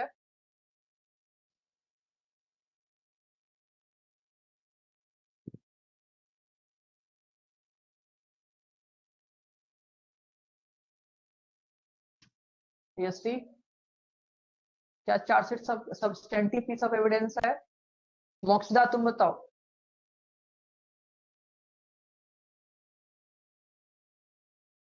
No sir. ओके, क्यों नहीं? अच्छा, क्या लॉजिक है, क्यों नहीं होना चाहिए चार्जशीट को? सब बिल्कुल सही है जवाब आप लोग का। Charge sheet is not a substantive piece of evidence. क्यों नहीं होना चाहिए? उसको एविडेंसरी वैल्यू ज्यादा क्यों नहीं देनी चाहिए चार्जशीट की? सर हाँ बोलो रीचा। सर मुझे लगता है कि जैसे पुलिस ऑफिसर कलेक्टिवली इन्वेस्टिगेशन करती है और अपना ओपिनियन एक तरह से या इन्वेस्टिगेशन की फाइंडिंग्स बोल लेते हैं, उसको चार्जशीट में डालती है, तो ये ऐसा भी है कि उसमें कुछ ऐसी चीजें हो जो अम, पुलिस के मतलब अपने तरफ से हो, कुछ ऐसी चीजें, अच्छा। तो इसलिए वो सब्सटेंटिव पीस नहीं माना जा सकता है। हम्म, हाँ ओके पुलिस रीचा। कॉन्ट्रडिक्ट करने के लिए यूज करती है उसको, तो इसलिए भी नहीं मानते। इंटरफेरेंस होता है उसमें इन्वेस्टिगेटिंग ऑफिसर का। और सर अभी सिर्फ चार्जेस लगाए गए हैं, अभी अक्यूज्ड भी अपने एविडेंस रखेगा और फिर सारी चीजें फिर जो निकल के आएंगी उस पे वो सब्सटेंटिव एविडेंस होगा। हाँ बिल्कुल कौशिकी। देखिए, जब सोर्स ही खराब हो तो उससे जो निकल के आता है चीजें, वो भी मतलब हाईली रेलेवेंट नहीं होती है ना। अगर बहुत खराब सोर्स से पढ़ लिया जाए, विकिपीडिया से अगर पढ़ लिया जाए, तो विकिपीडिया में तो गलत गलत चीजें भी रहती हैं, ठीक है। विकिपीडिया पे गलत गलत चीजें भी रहती हैं, तो जो उससे यूज करके अगर कोई रिसर्च किया जाए, तो रिसर्च की क्या वैल्यू होगी? तो जरूरी है कि जो जो सोर्स है वो अच्छी होनी चाहिए। तो हालांकि सारे इन्वेस्टिगेशन पुलिस ही करते हैं, फिर भी police is not that kind of institution जिसपे हाई लेवल ऑफ ट्रस्ट है। चाहे वो जुडिशरी का चाहे पब्लिक का, पुलिस पे ट्रस्ट नहीं होता है। वो लोग चीजों को सभी फेयर मैनर में करें, ये ट्रस्ट नहीं होती है। इसलिए मैं बोल रहा हूँ कि सोर्स सही नहीं होना, लेकिन उसका कोई अल्टरनेट नहीं है। इन्वेस्टिगेशन तो पुलिस से ही कराना पड़ता है। तो पुलिस जो है वो इन्वेस्टिगेशन करती है और वो अपनी बातें लिखी रहती है चार्जशीट में। तो कैसे पुलिस की बातों को सब्सटेंटिव एविडेंस मानी जा सकती है? उसके कंक्लूजन्स को, उसमें तो वो कंक्लूड भी क्या रहता है ना, हमने पढ़ा है ना, कि वो उसको क्या लग रहा है, ऑफेंस हुई है कि नहीं हुई है, तो कौन सी हुई है, कौन हुई है तो कौन किया, ये सारी बातें चार्जशीट में लिखा रहता है।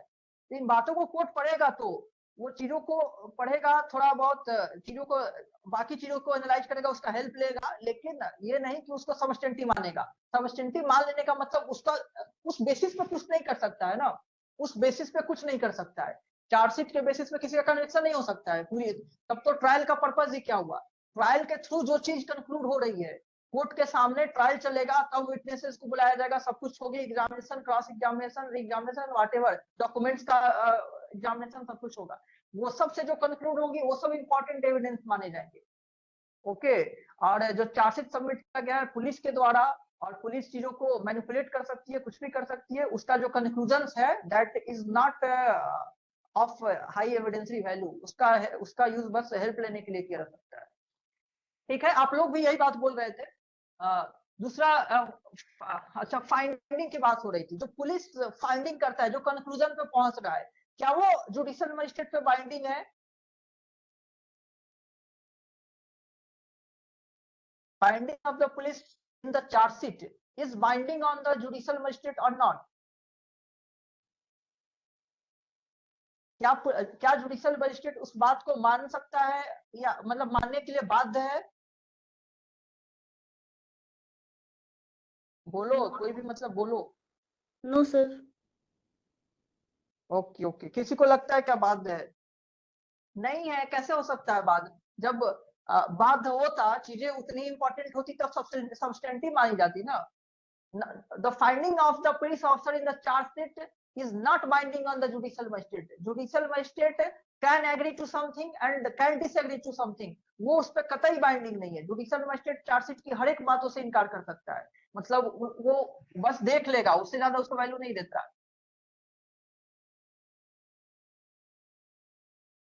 ठीक है, तो याद रखेंगे। हाँ हाँ बोलो।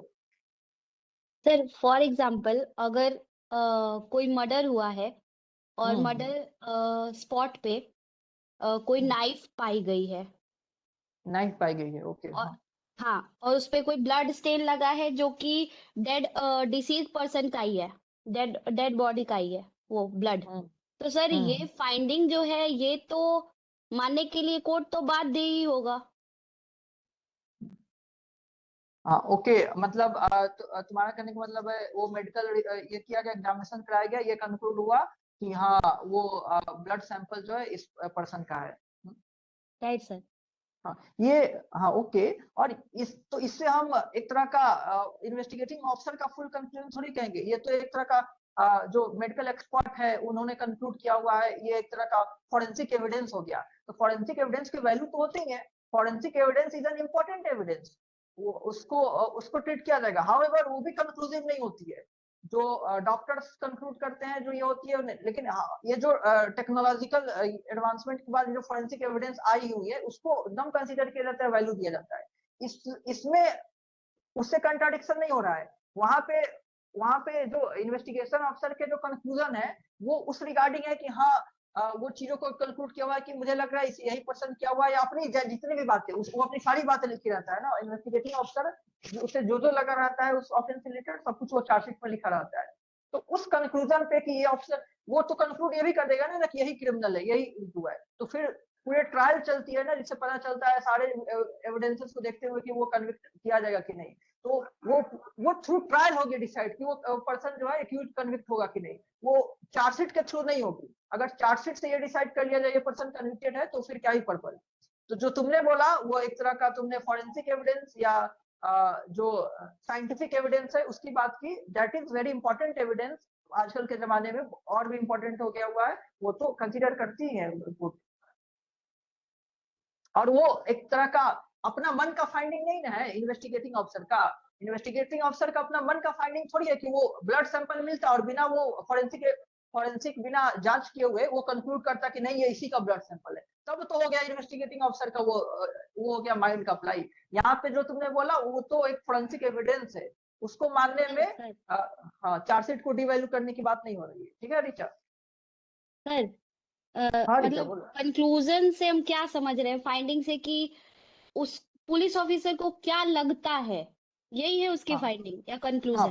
पुलिस ऑफिसर ये भी कंक्लूड कर देता है कि this is the convicted person, इसी ने ये क्राइम किया हुआ है और इसको सजा मिलनी चाहिए। मतलब वो अपने इन्वेस्टिगेशन से एक्यूज को कन्विक्ट भी कर देता है कि यही पर्सन क्राइम किया हुआ है। इवन लिखा भी हुआ है कि आपको कौन सा लग रहा है पर्सन क्राइम किया हुआ है, ये भी कंक्लूड करना है, तो वो कंक्लूड कर देता है। तो इस चीज को तो कोर्ट क्या बस जान देगी कि हाँ इस पुलिस ने इसको कंक्लूड किया हुआ है कि ये क्राइम किया हुआ है, इसको बिल्कुल भी वैल्यू नहीं देगी ना। कन्विक्ट करना पूरा ट्रायल का प्रोसेस है, थ्रू ट्रायल डिसाइड होना है कि पर्सन वो कन्विक्ट होगा कि नहीं होगा। तो पुलिस का इस तरह के कंक्लूजन्स, इवन मान लो कि जो विटनेस ने स्टेटमेंट दिया हुआ है उससे वो कुछ कंक्लूड करेगा, वो भी कोर्ट नहीं मानेगी ना, कोर्ट तो खुद एग्जामिन करेगी विटनेसेस का, उसका क्रॉस एग्जामिनेशन होगा, तब तो वो विटनेसेस का स्टेटमेंट का जो वैल्यू है वो कोर्ट ट्रायल के समय कैसे डिसाइड करेगी, from chief examination, cross examination, re examination, उससे जो कंक्लूड हो रहा है वो कोर्ट मानेगी, ना कि जो पुलिस ने स्टेटमेंट लिया हुआ है उस विटनेस का और वो जो कंक्लूड किया हुआ है वो क्यों मानेगी कोर्ट। समझ में आ रहा है Richa? Got it sir, got it. Okay, वैसे ही हर स्टेज पे हर चीजों को पुलिस अपने तरीके से कंक्लूड किया रहता है, हर स्टेटमेंट से, हर डॉक्यूमेंट से, इवन फाइनल कंक्लूजन भी कि हाँ ये है। लेकिन उन सारे विटनेसेस का भी यहाँ एग्जामिनेशन होगा कोर्ट में, उन सारे डॉक्यूमेंट्स का एग्जामिनेशन होगा, और वो जो कोर्ट में एग्जामिनेशन होगा उससे जो कंक्लूजन आ रही है वो कोर्ट मानेगा, ना कि वो पुलिस की बात है। ठीक है, और किसी को कोई डाउट है इस वाले पॉइंट पे जो रीचा ने पूछा कि क्या कंक्लूजन वाला, क्लियर है संभवी?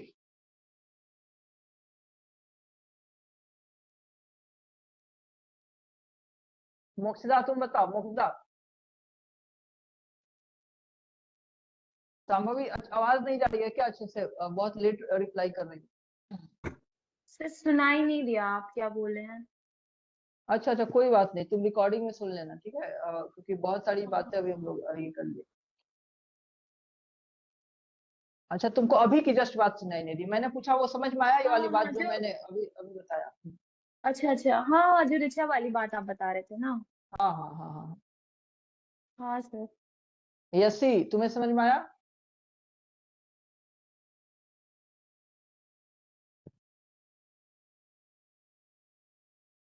चलिए ये हम लोग एंड कर देते हैं यहीं पे, क्योंकि 10 बजने जा रहा है और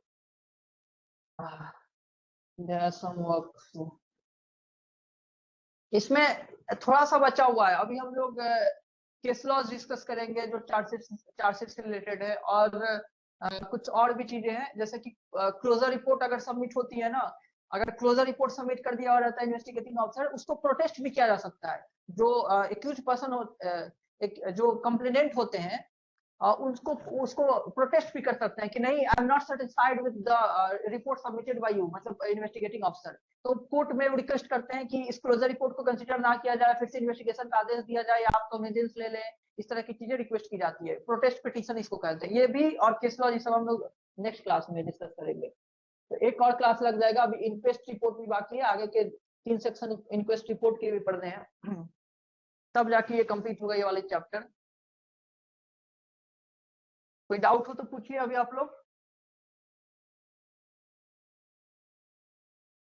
ऋचा तुमको कोई और डाउट है या क्लियर है?